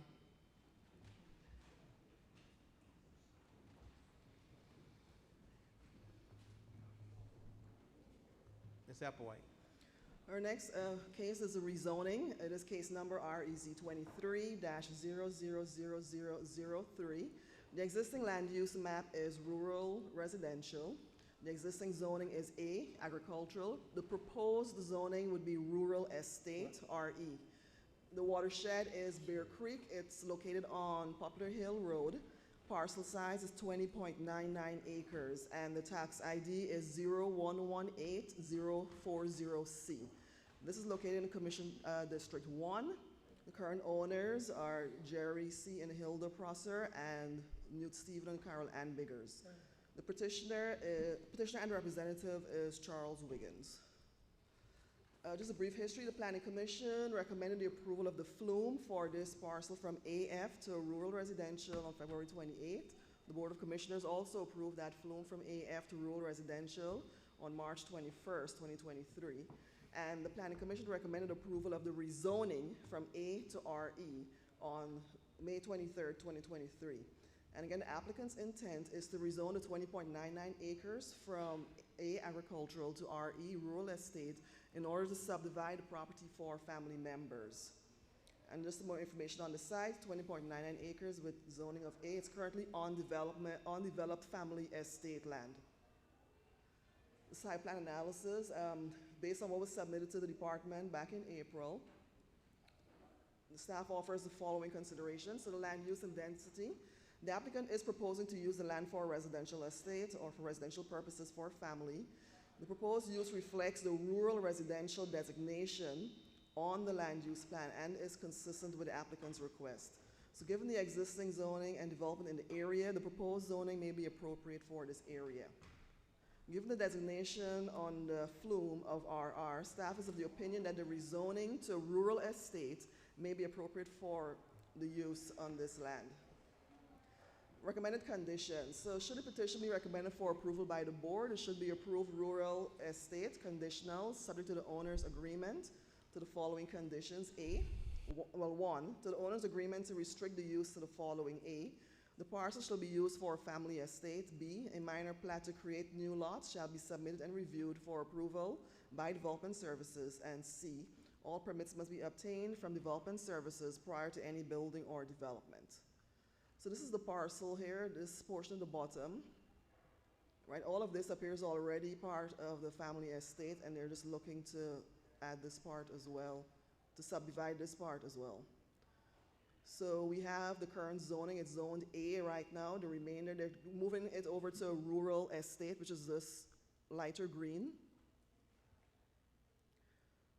The future land use map, it has already been changed over to the light yellow rural estate. It hasn't been updated yet in Q Public, but that was already approved to rural residential. It's in the Bear Creek watershed. This is the survey showing the boundary of the area, the 20 acres, and this is the proposed subdivision they're looking at. So they're looking at 4 lots, 4 tracts to subdivide it into. What's going on? Okay. And, yeah, and if there are any questions for staff, if not, I believe the applicant is here.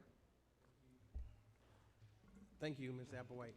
We're going to go ahead and open it up for our public hearing now. The applicant and those in favor, you have 10 minutes to come up and speak. You may do it now. Please state your name and your address for the record, please. The applicant and those in favor.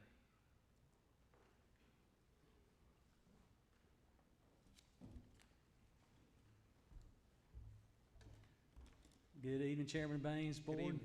I just wanted to kind of echo what Ms. Applewhite had mentioned. This is just kind of the final step in getting it rezoned and where we can utilize it just as family heirs. So just taking it from agriculture to RE to where we can use it and maybe build some future homes on. So, and that's it, and I sure do appreciate everyone's consideration. Thank you, sir. Thank you. Anyone else that would like to speak in favor tonight? Anyone else that would like to speak in favor tonight? That portion of our public hearing is closed.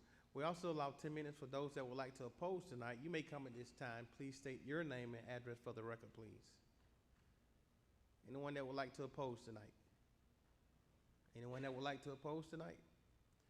Anyone that would like to oppose tonight? That portion of our public hearing is closed. Ms. Applewhite.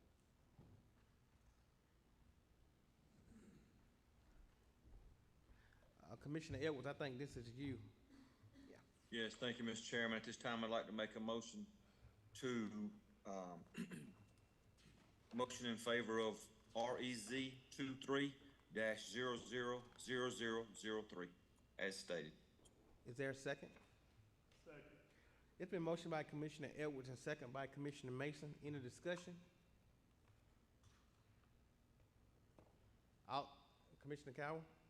I'm gonna have to abstain because I did some of the legal work on the estate. Any more discussion? All in favor? Mr. Edwards, Commissioner Edwards? I'm an aye. Thank you. It passed 4-1 extension. Commissioner Cowell. Ms. Applewhite. Thank you, Chairman. Our final case this evening, case number is also a rezoning, case number REZ 23-000005. The existing land use map is a development node.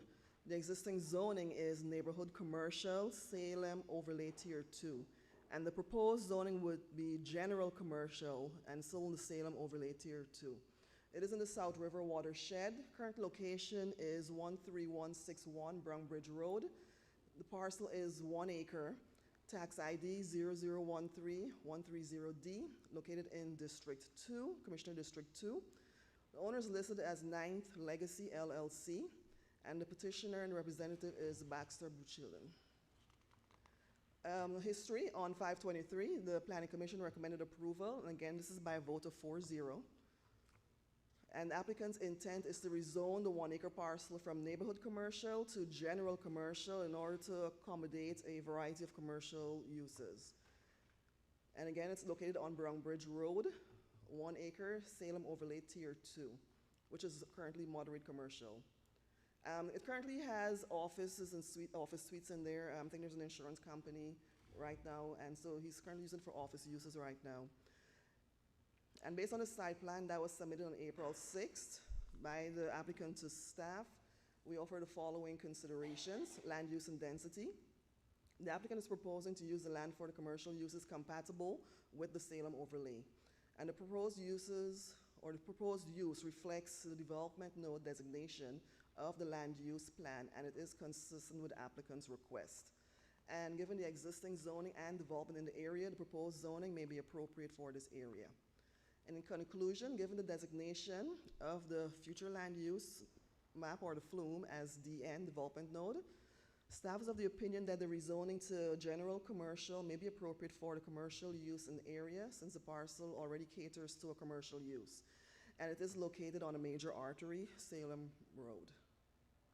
Recommended conditions. So should the petition be recommended for approval by the board, it should be approved general commercial, conditional and subject to the owner's agreement to the following conditions. And 1, to the owner's agreement to restrict the use to the following, or as follows. So all permits and licenses must be obtained from development services prior to any kind of build out or development, further development on the land, and it must comply with all the requirements of the Salem overlay.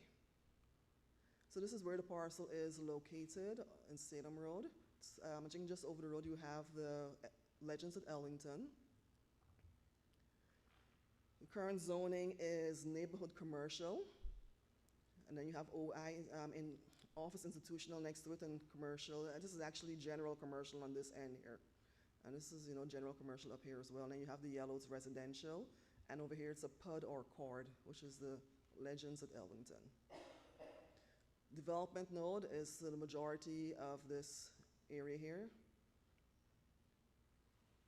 Is in the South River watershed. This is a survey submitted by the applicant, and this is the current layout with the building, parking. So it's pretty much an established business location right now. And this is what the building looks like. Chairman, this is open for a public hearing. Unfortunately, the applicant had an emergency for a family member. However, if there is anyone else here who would like to speak in favor, it is open for a public hearing. That's okay. Thank you. We're going to open it up now for our public hearing. Anyone that want to speak in favor tonight, you may come at this time. Please state your name and your address. Anyone that want to speak in favor? And you said the applicant couldn't, he had medical issues.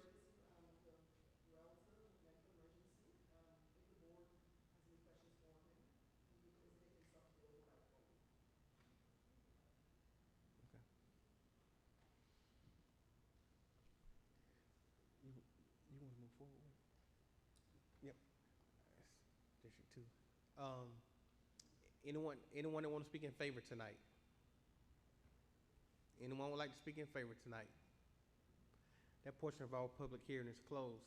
We also allow 10 minutes for those that would like to oppose tonight. You may come at this time. Please state your name and address for the record, please. Anyone that would like to oppose tonight?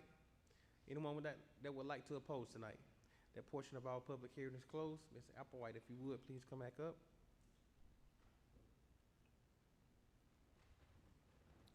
This is in District 2. Commissioner Mason. Thank you, Mr. Chair. I'd like to go ahead and make a motion to approve zoning REZ 23-000005. Is there a second? Second. It's been motioned by Commissioner Mason and second by Commissioner Cowan. Any discussion? Commissioner Sanders. Just expound a little bit more on why we're going from the CN to the CG. Absolutely. So the neighborhood commercial, the general commercial allows additional commercial uses to go there. So for example, there was interest for a dentist office to go there. It won't be allowed under the neighborhood commercial. However, if they bump it up to general commercial, it isn't allowed use at that point. So it's not just the zoning, it's also the Salem overlay tier that would prevent, like, a dental office from going there, which is, a use that is compatible with that location. So he wanted to just make the property more available to other types of commercial uses. You said the Salem overlay prevents that? Yes, it doesn't, for that zoning, it's not. So do you know a reason why they put that in place? I am not sure. Because I know there's reasons why they created these overlays. Yeah, I am not sure why they did it for that zoning, but in the Kroger Shopping Center, we have a dialysis center there, which is literally just around the corner. When you come around on the Kroger, the shopping center, So there's a dialysis center nearby in the same overlay, but they have the general commercial zoning for it. So it's just, some of the, he's just going one step up in the commercial. It's not the highest commercial.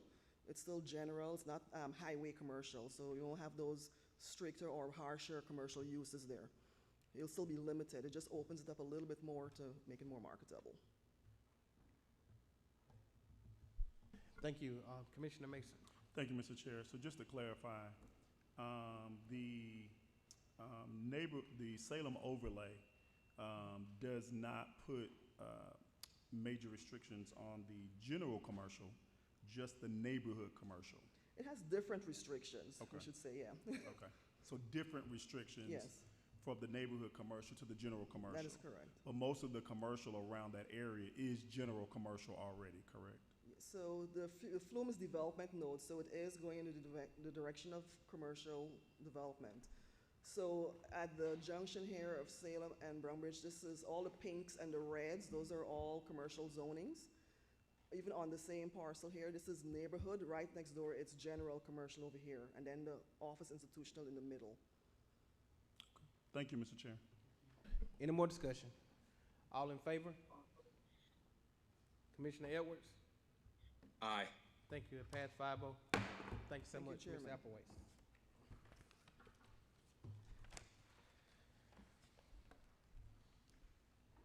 Next, we're going back to first page, the consent agenda. We do have one board appointment, Ms. Liz Alexander is being appointed in District 1 Animal Control Board. Are you here tonight? We do want to say thank you for your service. We greatly appreciate you dedicating your time and your talents to this community. With that being said, Commissioners, I seek a motion that we approve the consent agenda. Second. Been motioned by Commissioner Henderson and second by Commissioner Mason. Any discussion? All in favor? Commissioner Edwards? Aye. Thank you. It passes 5-0. Ms. Hamp? Good evening, Mr. Chair. The next item on the agenda are the items for discussion and consideration. We're at item number 9 at this time. county manager and our finance is going to address Piedmont Newton Hospital funding request. Thank you. Mr. Cooper. Thank you, Mr. Chairman. As this board knows, Piedmont Newton came before this board a few months ago expressing the need for additional resources to be allocated to their hospital. As a result of that, Brittany and I have talked and worked diligently to find potential funding sources. And as a result, we've come up with two options, and I'm going to afford her the opportunity to talk about those options, but also, too, I know that we have Dr. Little here from Piedmont Newton, and he could also come up and reiterate the reasons why the funds are needed.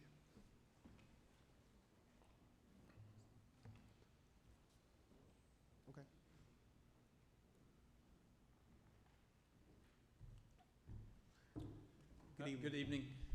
And I very much appreciate the opportunity to speak with you again. A few months ago, as you know, I came and requested a need for additional beds for the facility.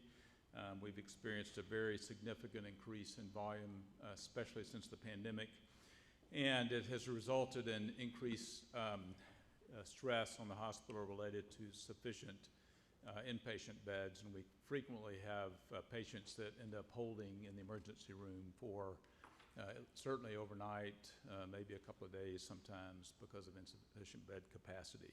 And so we developed a plan to repurpose some existing building for 12 additional inpatient beds, which doesn't require us to build new brick and mortar, and the cost of that project was going to be around $2.2 million. So we came initially asking for ARPA funds, and the commission graciously made a recommendation to provide funding for that project, but not necessarily from that source. So we are prepared and ready to move forward with that project. Just awaiting the county and the commission's decisions around the funding. So if you have any questions, I'd be happy to answer those. Thank you. Brittany, you have anything else? Go ahead. So tonight I have 3 proposed funding sources for this project. So originally, when the hospital came, they did ask to utilize ARPA funds. We do currently have right around $4.4 million unallocated in ARPA funds. So my first proposal would be the ARPA funds, because that is a valid use of ARPA. If that is not the direction that the board wishes to go, the second proposal would be to utilize our interest revenue that we have occurred in the FY23 budget. So our interest revenue has come in greatly higher than what we anticipated due to the interest rates being higher. So the proposal for that would be to utilize $1.1 million in our interest revenue that was not budgeted for. So that would come from the general fund. And then the remaining 1.1 would come from the ARPA funds. The third proposal would be to utilize the same 1.1 million from general fund, and then just to have the hospital fund the other half. Thank you. Thank you. Commissioner, did you have any questions? Commissioner Sanders? Well, not concern. I thought that we were going to talk to the city of Covington to do a 50-50 split of this cost. We did that. They don't want to participate. So the whole bulk of it is going to be on the county. Yeah. So that's my only, well, that is a concern. That's my only my concern, because the whole bulk of the responsibility is going to be the county when the incorporated areas also utilize the hospital, which they should have something to put into this. Because if you look at the tax dollars that are coming into the county, the sales tax and majority of the expenses go to the city, not Newton County, because we don't have as much economic development sales taxes that are coming into our county. Hotel tax, everything comes into the city. So all the responsibility is going to be on the county. That's my only concern. Anyone else? Commissioner Henderson. Thank you. I think, myself personally, I think this is, something that we have to do, for our citizens. And you just look at it, at the end of the day, it falls on this board, the County Board of Commissioners, whether we want to believe it or not, we are the top government in the county. And when something is needed, as in the hospital or expansion, where our citizens, most of us have to use, then we're responsible to make sure those upgrade happens. And I just said, thank you, Ms. Brittany. I think you gave a great idea. It's just one question I asked. If the board chooses to take that 1.1 from the Arthur Fund, what would it do to our proposed, allocation that we're already doing? So you currently have unallocated 4.4, so if you utilize 1.1 from the ARPA funds, then that would bring you down to 3.3 unallocated. Thank you. Can I get a you had a question? Go ahead. I'm sorry. Go ahead. Thank you, Commissioner Mr. Mason. Chair. I'd like to make the motion that we go with option number 2, where we utilize $1.1 million of the interest revenue and $1.1 million in ARPA funding. Second. It's been motioned by Commissioner Mason and second by Commissioner Edwards. Any more discussion? Commissioner Sanders. I just want to make sure, because I know that we just put a discussion on the agenda in regards to increasing the senior home repair to $30,000. So that's messing with ARPA.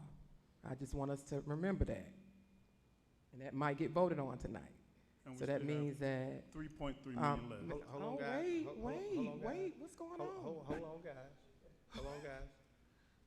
Go ahead and finish. Oh, my. Okay, thank you, Jesus. Okay, so that's my concern is regards to that. So if we had how many applicants that applied? Almost 300 applicants, and if you're adding on additional 15,000, if they come back to add on to their application because they have more repairs, that's what we're looking at. I'm not against us giving money to the hospital. I just want to make sure that whatever we're putting in place is covered based on what ARPA is supposed to be utilized for. So, Brittany, how much did we have set aside for the senior home improvement? Was it $1 million? Yeah, 1 million. It's $1 million? Mhm. So if we go up, so if If we you double double that, it, we're gonna two. go up another $1 million, so they'll be covered? Yeah, so then if you went up another $1 million there, and then the 1.1 here, so that would drop you down to what, 2.3? But the seniors will be covered, that's what I'm asking. Yes. Okay. The application process hasn't closed, Mr. Chairman, and they got more seniors applying. No, so it's a dollar amount that's been set aside for the seniors. And so Commissioner Cowan asked earlier, could we double that amount, move it up to 30,000? Right. So if we do that, Brittany's saying, the finance director saying that we got that covered if we decide to do that tonight. That's what she's saying. Yeah, I get that point, but what I'm saying is the application process for this has not been closed. We have 300 now. I just had a resident contact me, come speak to their entire subdivision for their seniors. So there's gonna be more seniors applying is what I'm stating to you all. So once these, okay, y'all got the 3. I'm just wanna make sure that we cover the community. But we're not gonna. I know simple math. I graduated. Listen, we're not gonna go back and forth tonight. We're not gonna go back and forth tonight. But we're gonna ask the finance director again. Is the seniors covered from the proposal that Commissioner Cowan made earlier? If you keep it in the border of the 1 million and you double, then you're at 2. Yeah. Yes. All right. Any more discussion? All in favor? It's already second. It was already second. All in favor? Commissioner Edwards. Aye. It passes 4-1 extension. Can you state your reason? Got to be a legal reason, Patrick. Yeah, I'm sorry. Go ahead and state it. Oh, I'm sorry. As stated, I'm not against the payment of the Piedmont. I'm not against the payment to our hospital, but in utilize of ARPA and what we stated that we was gonna utilize these funds for our residents, that's what I'm against. So that's why I abstained from that vote, because as mentioned, I cannot vote for it because what we mentioned in the beginning on how we're gonna utilize these funds to our residents in Newton County. So, Commissioner, abstentions are utilized when there's a legal prohibition from voting.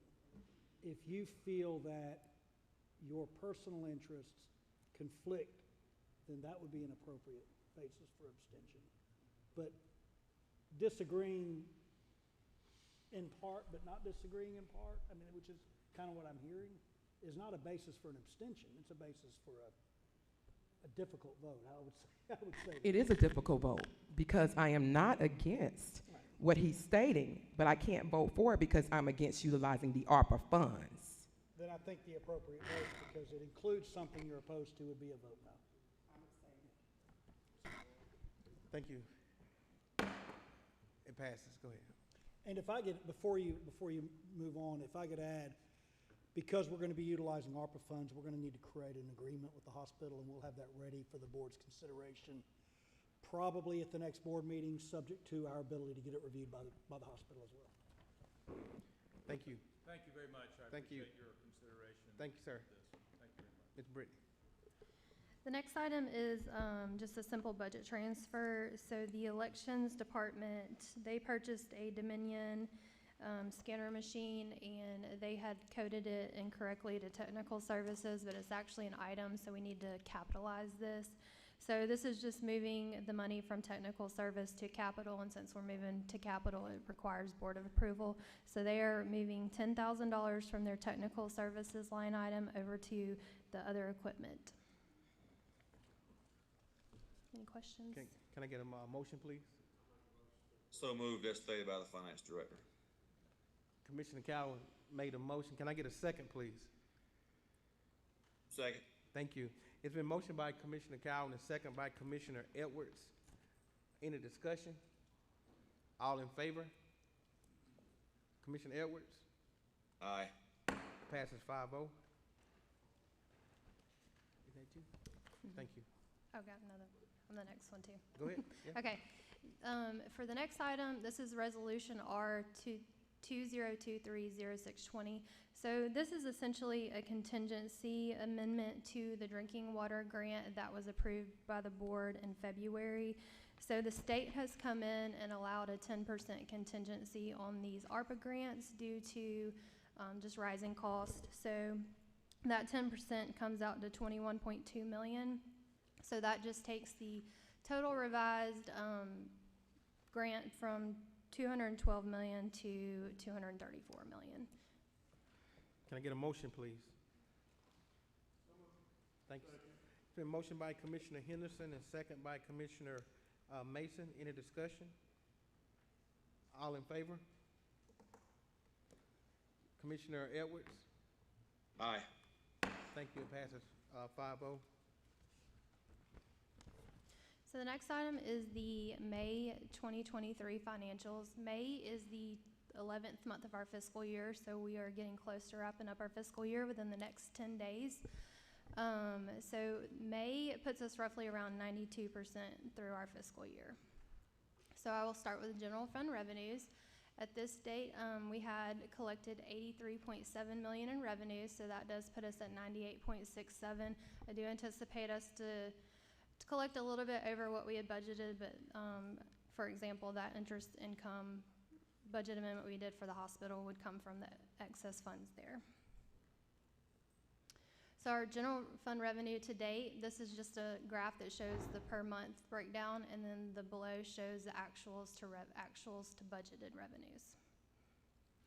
Our general fund expenditures to date, we have spent $75 million, so that puts us at 87.78. So we're trending just a few percentage points below what our actual budget was. And this graph just shows the per month breakdown and then the actuals to budget. So today, our general fund totals, our revenues are 8.6 over, but we should progressively see that gap tighten up as we go on through the rest of the fiscal year. Our three enterprise funds, our water fund, their revenue to date is $8.9 million. Their expenses to date are $6.2 million. Solid waste fund, their revenue to date is $6.8 million, expenses $5.4 million. And our Gaithers and Factory Shoals fund, revenue to date is $261,000, expenses to date $228,000. We have three current SPLOS. The 2011 SPLOS has one project remaining, which is the historic jail. Our 2017 SPLOS has several active projects. The total fund balance there is $34.3 million. We have 2 more months to collect on this SPLOS, so as of now, the total SPLOS collections is $97.2 million. 2023 SPLOS, the collections have not started yet, but that project, we have some projects there that are bonded, and those bonded projects are currently in the works now. And then in our impact fee fund, we have a current balance of $4.7 million there. Any questions? Thank you, Brittany. Any questions, guys? Commissioner Henderson? Question that I have, and I guess it's just kind of Gaithers. And I think you said we collected how much, $200,000, $300,000? Could you just kind of hit me out a little bit and go with it once again, please, ma'am? It's the Gaithers and the Factory Shoals fund, so they're both encompassed in that one fund, and their revenue to date is $261,000. So how much are we at this point potentially requesting from the budget that we're going to create? I think 24 budget. So in the FY24 budget, numbers off the top of my head, I think Gaithers was right around 70,000 and Factory Shoals was 134,000. okay, so and I guess the question I'm asking the board: why are we continuously pumping money into Gaithers, especially when it can take care of itself?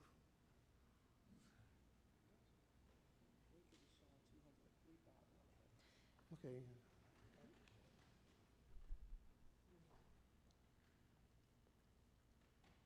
I mean, y'all having a conversation over there by yourself? Go ahead. No, go ahead, Commissioner Sanders.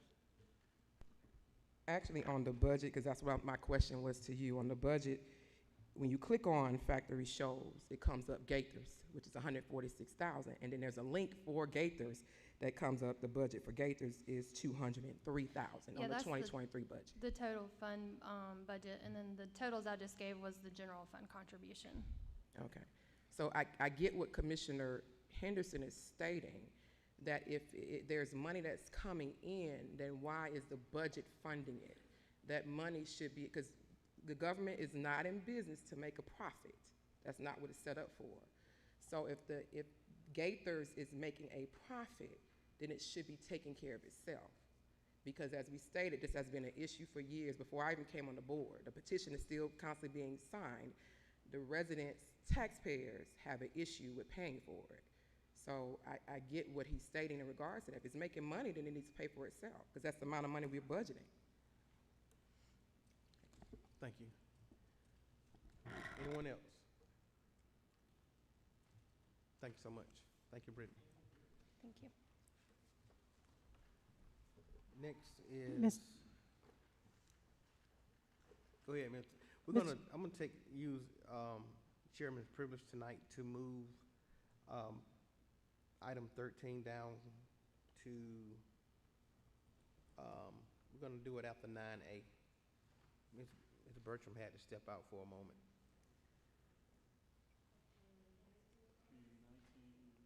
We're gonna move it down after 19A. So after 19A, we'll do 13. We'll come back to 13. Okay, Mr. Chair, we're at item number 14 at this time, solid waste, resolution R 2023-0620, approving the second modification of promissory note and loan agreement. Mr. Matt Dolan, our director, is presenting the loan amount $4,619,500. Good evening, sir. Good evening, everyone. So this is the GFA loan that was started in June of 21. It was supposed to be closed out in December of '22. Due to unforeseen weather circumstances and construction delays and some added projects to the loan, it was extended and is supposed to be closed out in June of '23, so next month. All paperwork will be due by November 1st. So this is, we just amended the GFA loan and requested an extension, and it just has to come to the commission for, to go back to GFA.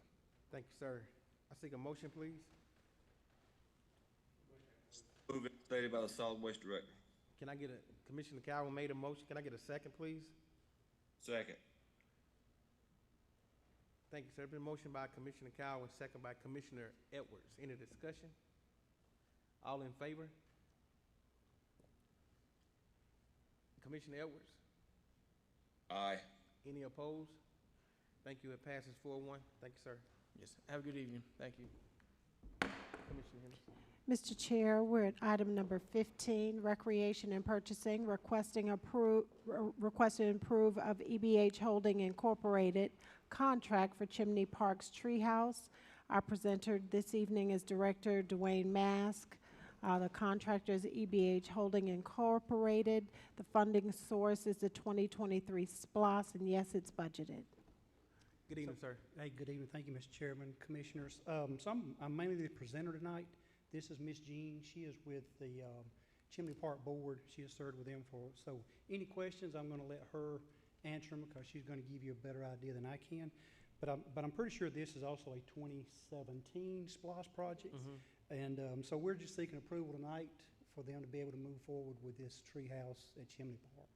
And any questions, I'll let Miss Jean answer them. Thank you. Let me get a motion on the floor first. No, it's 2017, if I'm not mistaken. Yes. Can I get a motion, please? So moved. Can I get a second? It's been motioned by Commissioner Mason and second by Commissioner Cowan. Any discussion? All in favor? Commissioner Edwards? Aye. Thank you. It passed 5-0. Thanks so much. Thank you. And Mr. Chair, just for record purposes, you did indicate it is for the 2017 SPLOST, not 2023. Yes. Thank you. We are at number 16 at this time. Our county attorney for discussion and consideration for the third amendment to the real estate sales agreement between J. Williams, Newton Land Investments LLC, and the City of Covington. And with the chair's permission, I'll just present from up here. It's a relatively simple contract amendment. You will recall that the city and county, City of Covington and the county jointly own some property. This is to the south of the zoning you did for the data center earlier, and it's connected to the larger industrial project. The city and the county entered into an agreement by which the city would sell this property, portions of this property, and the proceeds would be split evenly between the county and the city.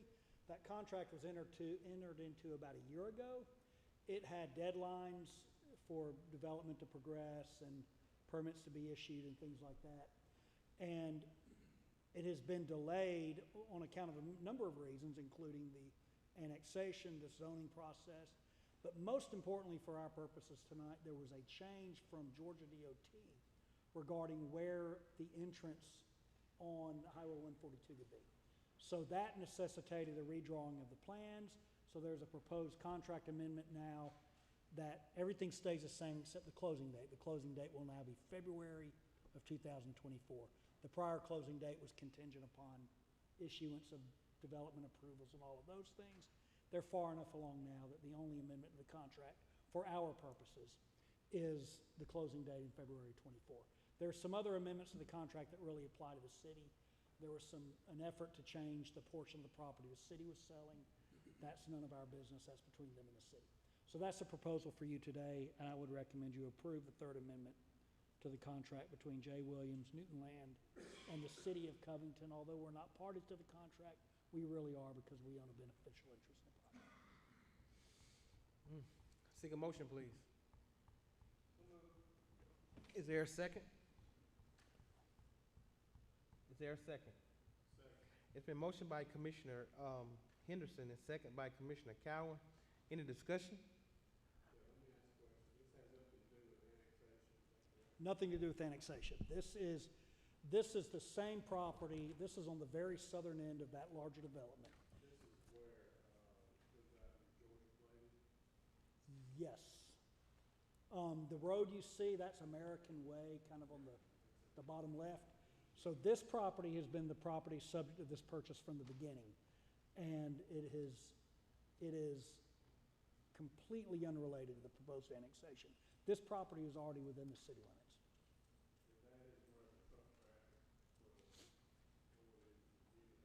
That's correct. The very bottom part you see, there's an odd rectangle on the bottom left of the parcel. That will be where a new road enters, and then it'll turn to the left and head northward towards the data center property. It will service the entire industrial park. American Way currently is a cul-de-sac. Well, they were going to cul-de-sac it. Eventually, American Way, when the new road is in, will probably be abandoned and go away.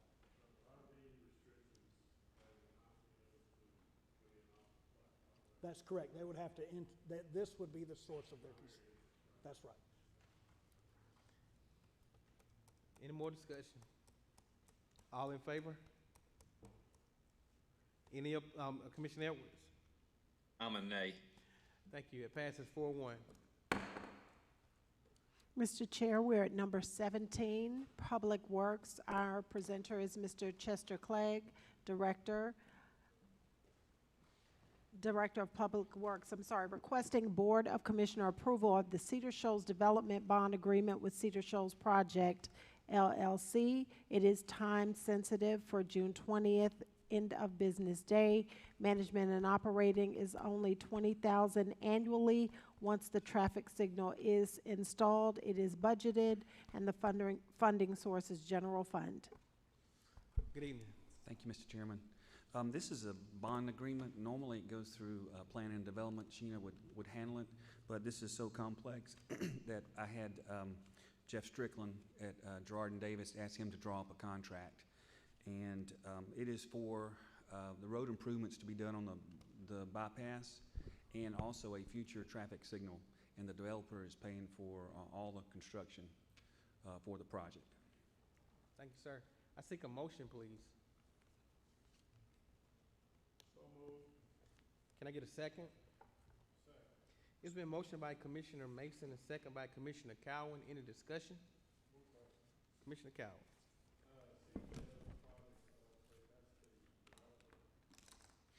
Yes, sir. That is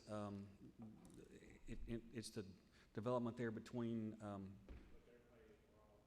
That's correct. They're putting in a parkway between 81 Washington Street and the bypass, and they'll pay for that.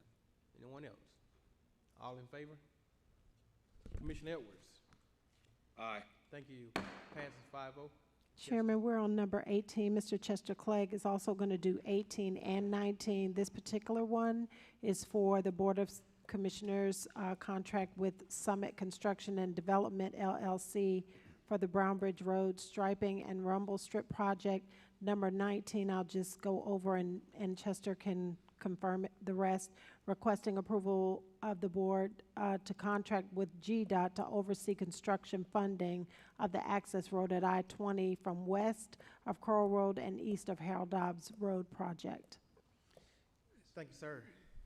The first of the two projects is just a restriping and cutting rumble strips on the side and center of Brown Bridge Road.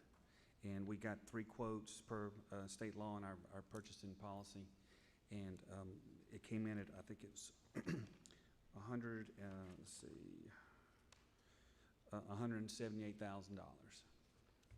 Thank you. I seek a motion, please. So moved. Thank you. Can I get a second? Second. It's been motioned by Commissioner Mason and second by Commissioner Cowan. Any discussion? All in favor? Commissioner Edwards? Aye. Thank you. It passes 5-0. Chester. And the final project is the bypass at Crowell Road and I-20 on the access road. And the board has awarded the contract to Summit Construction, but our county manager asked me to just let you know that our department was able to secure an extra $4.6 million from ARC for this project and one other project, the Yellow River Bridge replacement. So we're excited about that. That puts this project at 90% funded, which is really unheard of for a GDOT project. Usually it's 80-20. So this will be 90% funded. If you remember, our cost estimate was $4.2 million, and it came in at $7.5 million. Great so that's work. where the extra money is going. So Great work, great work. well, thank you. So this, my request is to enter into agreement with GDOT, like we do with all of our federal funded projects, to manage I guess manage the county, the contract with Summit. Thank you, sir. I seek a motion, please. It's been motioned by Commissioner Henderson and second by Commissioner Mason. Any discussion? All in favor? Commissioner Edwards. Aye. Thank you. Pass 5-0. Thank you so much. Chairman, we are at item number 19A. Commissioner Cowan requested that we discuss an increase in the senior assistance ARPA budget amount. Thank you. We're going to ask, you want to do it? You want Brittany to come up? Brittany, would you like to come on up, please?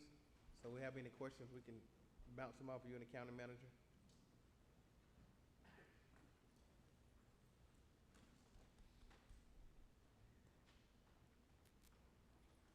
Commissioner Cowan, would you like to state your acts just one more time? You want to state what you was asking for one more time? Thank you, Mr. Chairman. I don't think $15,000 is sufficient to accommodate some of the needs that people have with their homes. Cost of materials gone up, cost of labor's gone up. I think the number needs to be at least $30,000. Thank you. You making that in the form of a motion, is that correct? Yes. Thank you. It's been motioned by Commissioner Cowan, second by Commissioner Mason. I'm gonna, what, you got something? If you don't mind me. Go ahead, sir. I think it would be a good idea when you do this to also have a maximum amount of money that will go into that pot. Before, there was $1 million limit. So if you're considering doubling the per senior limit, I would recommend you establish a cap. Okay, you want me to make a motion? I think that would be a good idea. Okay, the motion would be to double what we have. You mentioned something about $1 million allowed for that. Let's double that to $2 million and move forward from there. Second.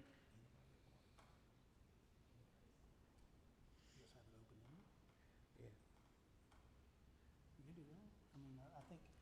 I would like the board to consider that anybody that qualifies can apply for these funds. Anybody. Without a maximum cap on the amount of money that will be. No, anybody that qualifies, 55 and over, as long as they meet the age limit, and as long as they meet the financial limit, that they can qualify. Okay. Commissioner Sanders?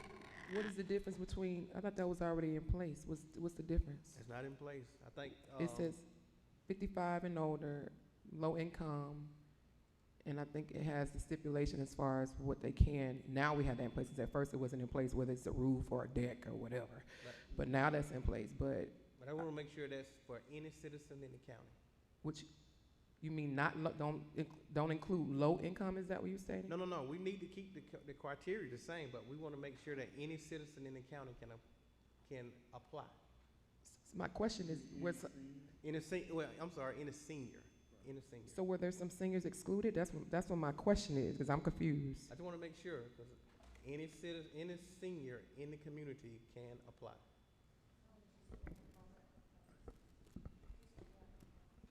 Are we saying any senior that meet the low-income Yes. criteria? So the criteria that we have in place? Yeah, but any senior can apply. So the criteria we have in place is correct, so there's nothing you're adding to it or No. changing? Nope. I just want any senior to be able to apply. Oh, okay. I thought something was wrong with what we had.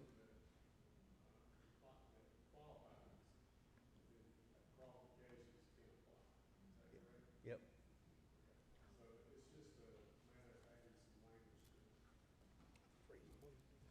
Yep. Commissioner Henderson. Thank you. And this is to the county manager, Mr. Cooper. I think there was a certain amount of people who have already applied for it and possibly have received it or going to receive the $15,000. That needs to go back. I'm gonna jump in right there. Okay. That needs to go to $30,000 as well. Well, this is what I'm saying. So there needs to be something, I guess, put back out saying that you have been approved for the $15,000, but you can request or you can receive additional funding for maybe a little bit more repair on to your home. If the board approves this motion tonight, the necessary adjustments with the language will be out tomorrow in Okay, so- reference to whatever adjustments Right. we need to make Right. to get the word out and get the appropriate information out to all parties. Okay, so I guess my last question, if I may, my last question is, have anybody received $15,000? Not yet. I mean, how many approved? We How we many- have 8 approvals Yeah. right now, and the process is starting in Okay. terms of the Okay. disbursements, Thank but you. no disbursements have been made. Okay, let me ask this question. If you got a valid contractor, he goes out there and makes an assessment of a house, and that house, for what the people need, comes back $10,000, then they get $10,000, they don't get 30 to put in their pocket. They get 10. But based on if somebody has more, they can go up to 30, but the goal is not to give everybody $30,000. The goal is to meet their needs based on what's going on with their home. Is my understanding of everything, is that right? Yeah, but we, but Go ahead. But we know, Commissioner Cowan, once we put that 30 out, everybody's gonna make sure they look for everything in their house that's $30,000. I'm just gonna be honest with you. But I'm glad that we increased that rate, but my concern with our projects is they're not detailed enough. We have to detail, it has to be specific. That's why we're having issues now and conversations going back with our consultant, because the language is not detailed. Because the commissioners are thinking one thing and the consultant is thinking the other. They're telling constituents one thing, as constituents come to us complaining, and when we go tell the consultant, it's attitudes going back and forth, and that should not be happening. So it's because the language is not detailed and clear. So we may need to get the consultant back in front of us to make sure it is detailed and clear that everybody's on the same page, because these constituents are calling us. They're not calling Mr. County Manager, they're not calling nobody, they're calling us complaining. So we have to make sure it is detailed, item, line by line, because these constituents are gonna challenge you. And if it looks discriminatory or look whatever, we're gonna have some lawsuits. So we need to make sure this thing is detailed. It is the intention of the consultant to be present during the next board meeting. Let me jump in for a quick second. I think we need to table this. Let me tell you why. Because I think a couple of you are right. We do need to make sure that we have the language correct in here, and the amount. We need to make sure that the 8 people that Commissioner Henderson just asked about are able to go back and get other estimates. Because I mean, they was told 15, so they need to go back and get other estimates to. Because they're gonna do it anyway, so you might well put it out there. They go get other estimates that may come up to $30,000 or less, but they need to have the same opportunity. So I think we need to table this until the next board meeting. And I also want to ask that every senior, 55 and above, is able to apply for this, as long as they meet the criteria. That's all I'm asking. But I really would hope that we would table this until we can get Shannon here at the next board meeting. I can't make a motion, but one of y'all can make a motion. I just wanna know, is there any issues while you're bringing it up? Because I'm curious. Because I'm gonna put nobody out there. I just think that every senior should be able to apply as long as they qualify. Okay, so it seems like to me, Elena Sanders is gonna say it, that somebody was told they could not qualify, so that language should be in there. We're the government, we cannot do this not right. But I need a motion to table this until Kennedy gets here. Anything the government did right. Can I get a motion to table this until? Substitute motion to table for 30 days. He made a substitute motion. Can I get a second? Thank you. It was a substitute motion was made by Commissioner Edwards and it was second by Commissioner Cowan that we table this until the next board meeting. He said 30 days? Well, and up to 30 days, but it can be at the next meeting, so. Chairman. Correct me if I'm wrong, the next board meeting is July 18th? No, July 4th. We need to look at that. There's no July 4th meeting. No, it won't be July 4th. I think we already voted on that when we. You established it. Yeah, we established it already. Yeah, the 18th. So, Mr. Chairman, my question is gonna be. Hold on, because I want to bring that. Okay. Go ahead. My question is gonna be, so what's happening with the applicants that's current? Are we stopping it? So what are we doing? To me, and I think Commissioner Henderson made a good point, I think we need to allow them to go out and get other bids, because they may have something else that's needed fixing in their home that they didn't want to. If I got a chance to get my bathroom fixed or my AC fixed, I'm probably gonna go with my bathroom because I need it. I gotta have it.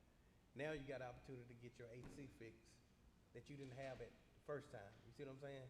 So we need to allow them to come back and reapply for the 30,000, or not reapply, but submit other estimates. They ain't got to reapply, but they need to submit other estimates. Yep, Mr. Cooper. So the 371 applicants we have in the queue right now, the 51 that are being processed and the 8 that were approved, are we suspending actions right now? I don't think you suspended. So, guys, I don't think you suspended actions. I think that'd be unreasonable to do that. But I do think you allow them to go and get 2 more estimates and allow them to submit it up to $30,000, because the board's going to approve $30,000 worth of funding. They already said, they pretty much said that tonight. So they need to go back and get 2 more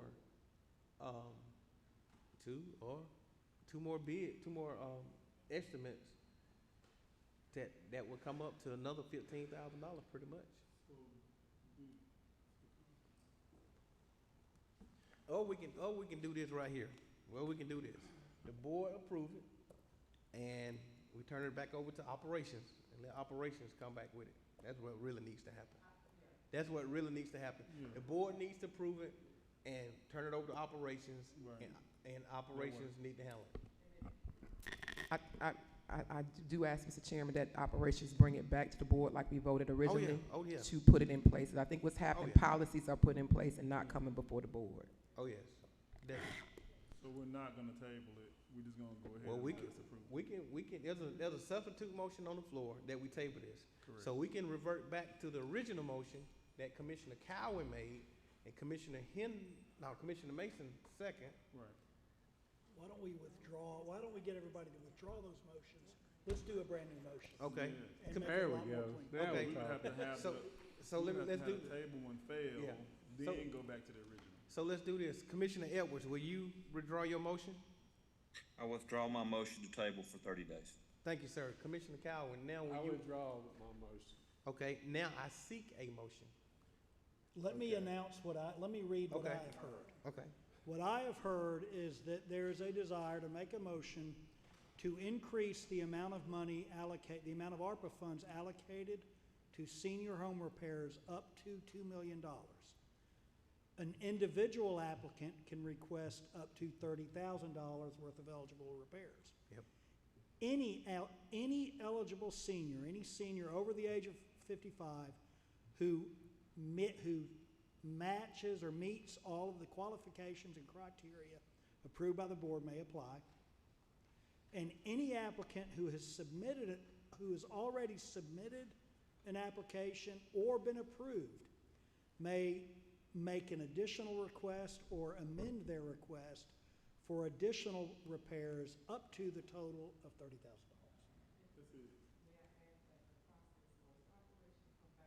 Yeah. Yes. Yep. No, it's gonna go back, they're gonna go to the operations and they're gonna come back to the board for For approval. approval. Final approval. Yeah. Yes. Yes, ma'am. Can I get somebody to make that motion? How much are we paying Patrick over there? Because we need to give him a raise. I don't know about that. Because he figured all that crazy stuff out. But I'll make a motion to approve as what the county attorney said. Can I get a second, please? Second. It's been motioned by Commissioner Cow and second by Commissioner Sanders. We ain't even gonna do discussion. All in favor? Commissioner Edwards? Aye, I think. Thank you. It passes 5-0. Thank you, Brittany. Thank you, Mr. Cooper. So, Mr. Cooper, give you opportunity to get with Shannon and get back with the board. We greatly appreciate it. Yes, sir, Mr. Chairman. Next, Ms. Laura Burcham.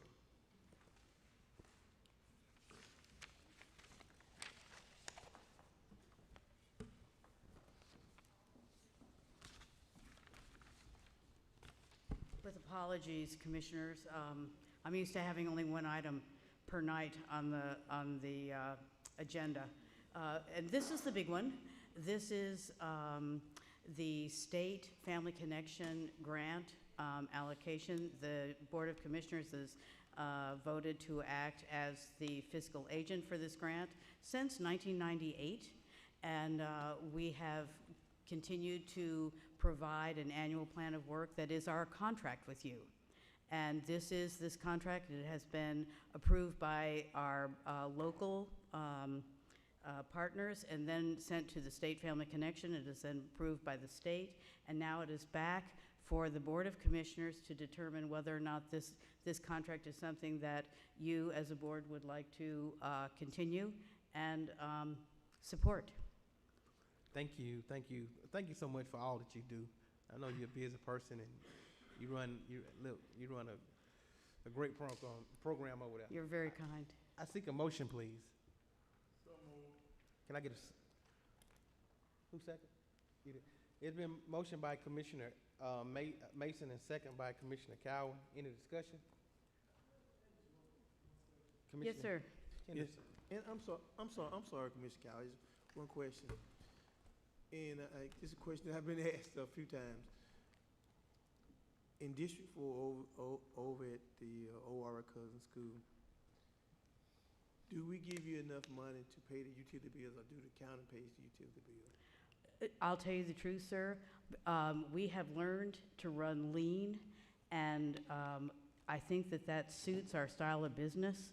We don't have a high overhead, and so we are grateful for all that the county gives us. It has decreased over the years as the recession has come, but we have stayed as part of the county's voice for children and families through all sorts of different administrations, and we just appreciate the faith that the county has in us.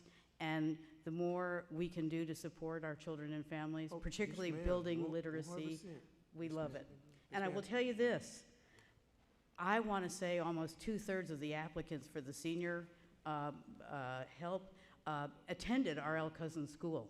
To some people it may seem a little rustic, but to them it's home. Yes, It's wonderful. So I guess what you're saying is that you receive one of those utility bills from the city of Covington, and like I do at my house. Like sometime on a short month I get 2 bills, so y'all receive a individual bill from the city of Covington. We used to receive a bill from the city of Covington for utilities. We do not at this time. Yes, ma'am. Thank you for, I think, 25 years of service? Yeah, and I don't know, I must have been 12 when I started. Just as long as I've been elected, Wow. that's how long of service it's been. Thank you so much. I greatly Thank appreciate you, it. and once again, thank you, Waka.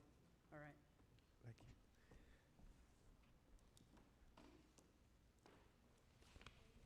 you. next is citizen comments. This is an opportunity we allow citizens to make comments. You have 3 minutes to do so. If you would, please come and state your name, your address for the record, please. If you don't want to give your address, if you could, there's a sheet over by the table over there that you can put your address on and give it to our county clerk. You may come at this time. We didn't vote? We didn't vote, Mr. Chairman. Well, let's go back. Good afternoon. Hold Archie on, Shepherd, hold on, 9169 Hold Village on one Drive. second, sir. Hold on 1 second.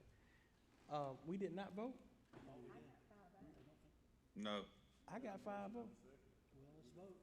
Let's vote again. We did vote. We voted? Okay. Well, all in favor, let's vote then. Of the family connection. Commissioner Edwards. Aye. Thank you. Pass 5-0. Mr. Good Shepherd. evening, Archie Shepherd, 9169 Village Drive, Copeland, Georgia. I just want to comment on the raise that y'all decided to do tonight. I don't think every citizen gonna have a $30,000. It's just some of them might not be about 17 or whatnot, because some of the citizens, if they have to choose between the air conditioner or roof on their head, that now it'll give them an opportunity to get both. And I want to thank you, Chairman, for bringing that up. Some of them won't be requesting $30,000. And the other thing is, I really don't believe you have 400 people when it's over with, because so many of them won't be able to qualify. And so I just thank y'all for considering raising it, and I hope it do go through, and I know the citizen will too. So I just want to say kudos to y'all for doing that. Thank you so much. Thank you, sir. Anyone else? Anyone else? Thank you. Commissioner Edwards, I know you're trying to get off. Thank you, Mr. Chairman. Hey, the only thing I had was, and I know we've talked about it before as commissioners, is during these zoning meetings, these zoning changes. I believe it was Commissioner Cowan that originally talked about putting something in place, and I know if I'm not mistaken, he did tonight. I don't know if Shayna's still there. Does it revert back to its previous zoning if there's not certain criteria met within 18 months after we change zoning? Go ahead. Patrick, go ahead. Commissioner, I'll address that. You could certainly put something in place that initiates a reversion, but you can't automatically revert. Every time you make a zoning change, whether it's what we want to call a reversion or an application, you have to follow the zoning procedures law. So there has to be public notice, there has to be advertisement, there has to be public hearings. So if you wanted to impose a condition that said, if there's no active development or no permits pulled within 18 months, the county could initiate a rezoning, you could do that. But that's gonna impose a burden, and Ms. Applewaite's not here, but that's gonna impose a burden on her office to track those applications, then to initiate a rezoning application, and then you'll have to hear them again and make a new vote. So the short version is the law wouldn't allow an automatic reversion. Okay, all right, that answers my question. Thank you, Mr. Chairman. Yes, sir. I'm gonna drop, by the way. Yeah, good night. Enjoy your trip. Commissioner Mason. No comment. Commissioner Sanders. Yes, sir. I meant to mention this last week. I want to thank the Cinelise 3 Ring Studio, actually Nick Cannon and Wildin' Out VH1. I was in contact with the production company for this show, and a lot of the residents, because I was in contact with them, were able to appear on the new season of Wildin' Out that actually filmed here in Newton County. So if you watch the new season, you're gonna see a lot of residents. And that's one of the things I was mentioning to that production company when they asked me to tell the residents about coming on to be a part of it, was that anything that's coming to Newton County where they're getting extras or whatever, that should be Newton County residents. We should be involved in those various things. That's actually exciting for the county. And also looking at the amount of money their production team spent in the incorporated areas, eventually we need to be working on our economic development on the county side, because their entire production team brought a lot of resources into this area. So I just wanted to mention that. So I'm glad everybody had a good time in regards to that. I do have a question, and Patrick, if you can look into this, because I was speaking to someone on the state side in regards to auditing of quasi-government nonprofits.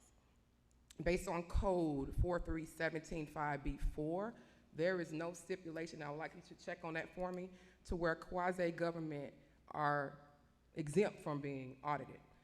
Basically what it states on the government site, any charitable organization, whether it's quasi-government or nonprofit, if they make more than $1 million, they get an audit.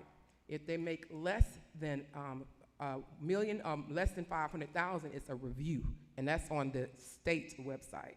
So we might want to look at that, because if we're actually selecting certain organizations, nonprofits, to do audits or reviews, it's looking discriminatory, because the state does not separate quasi-government versus regular nonprofits. They're all considered nonprofit governments.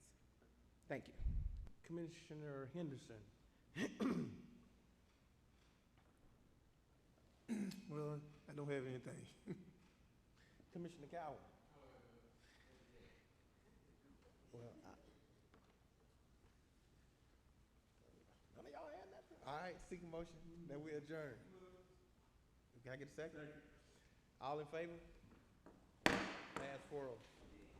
Oh.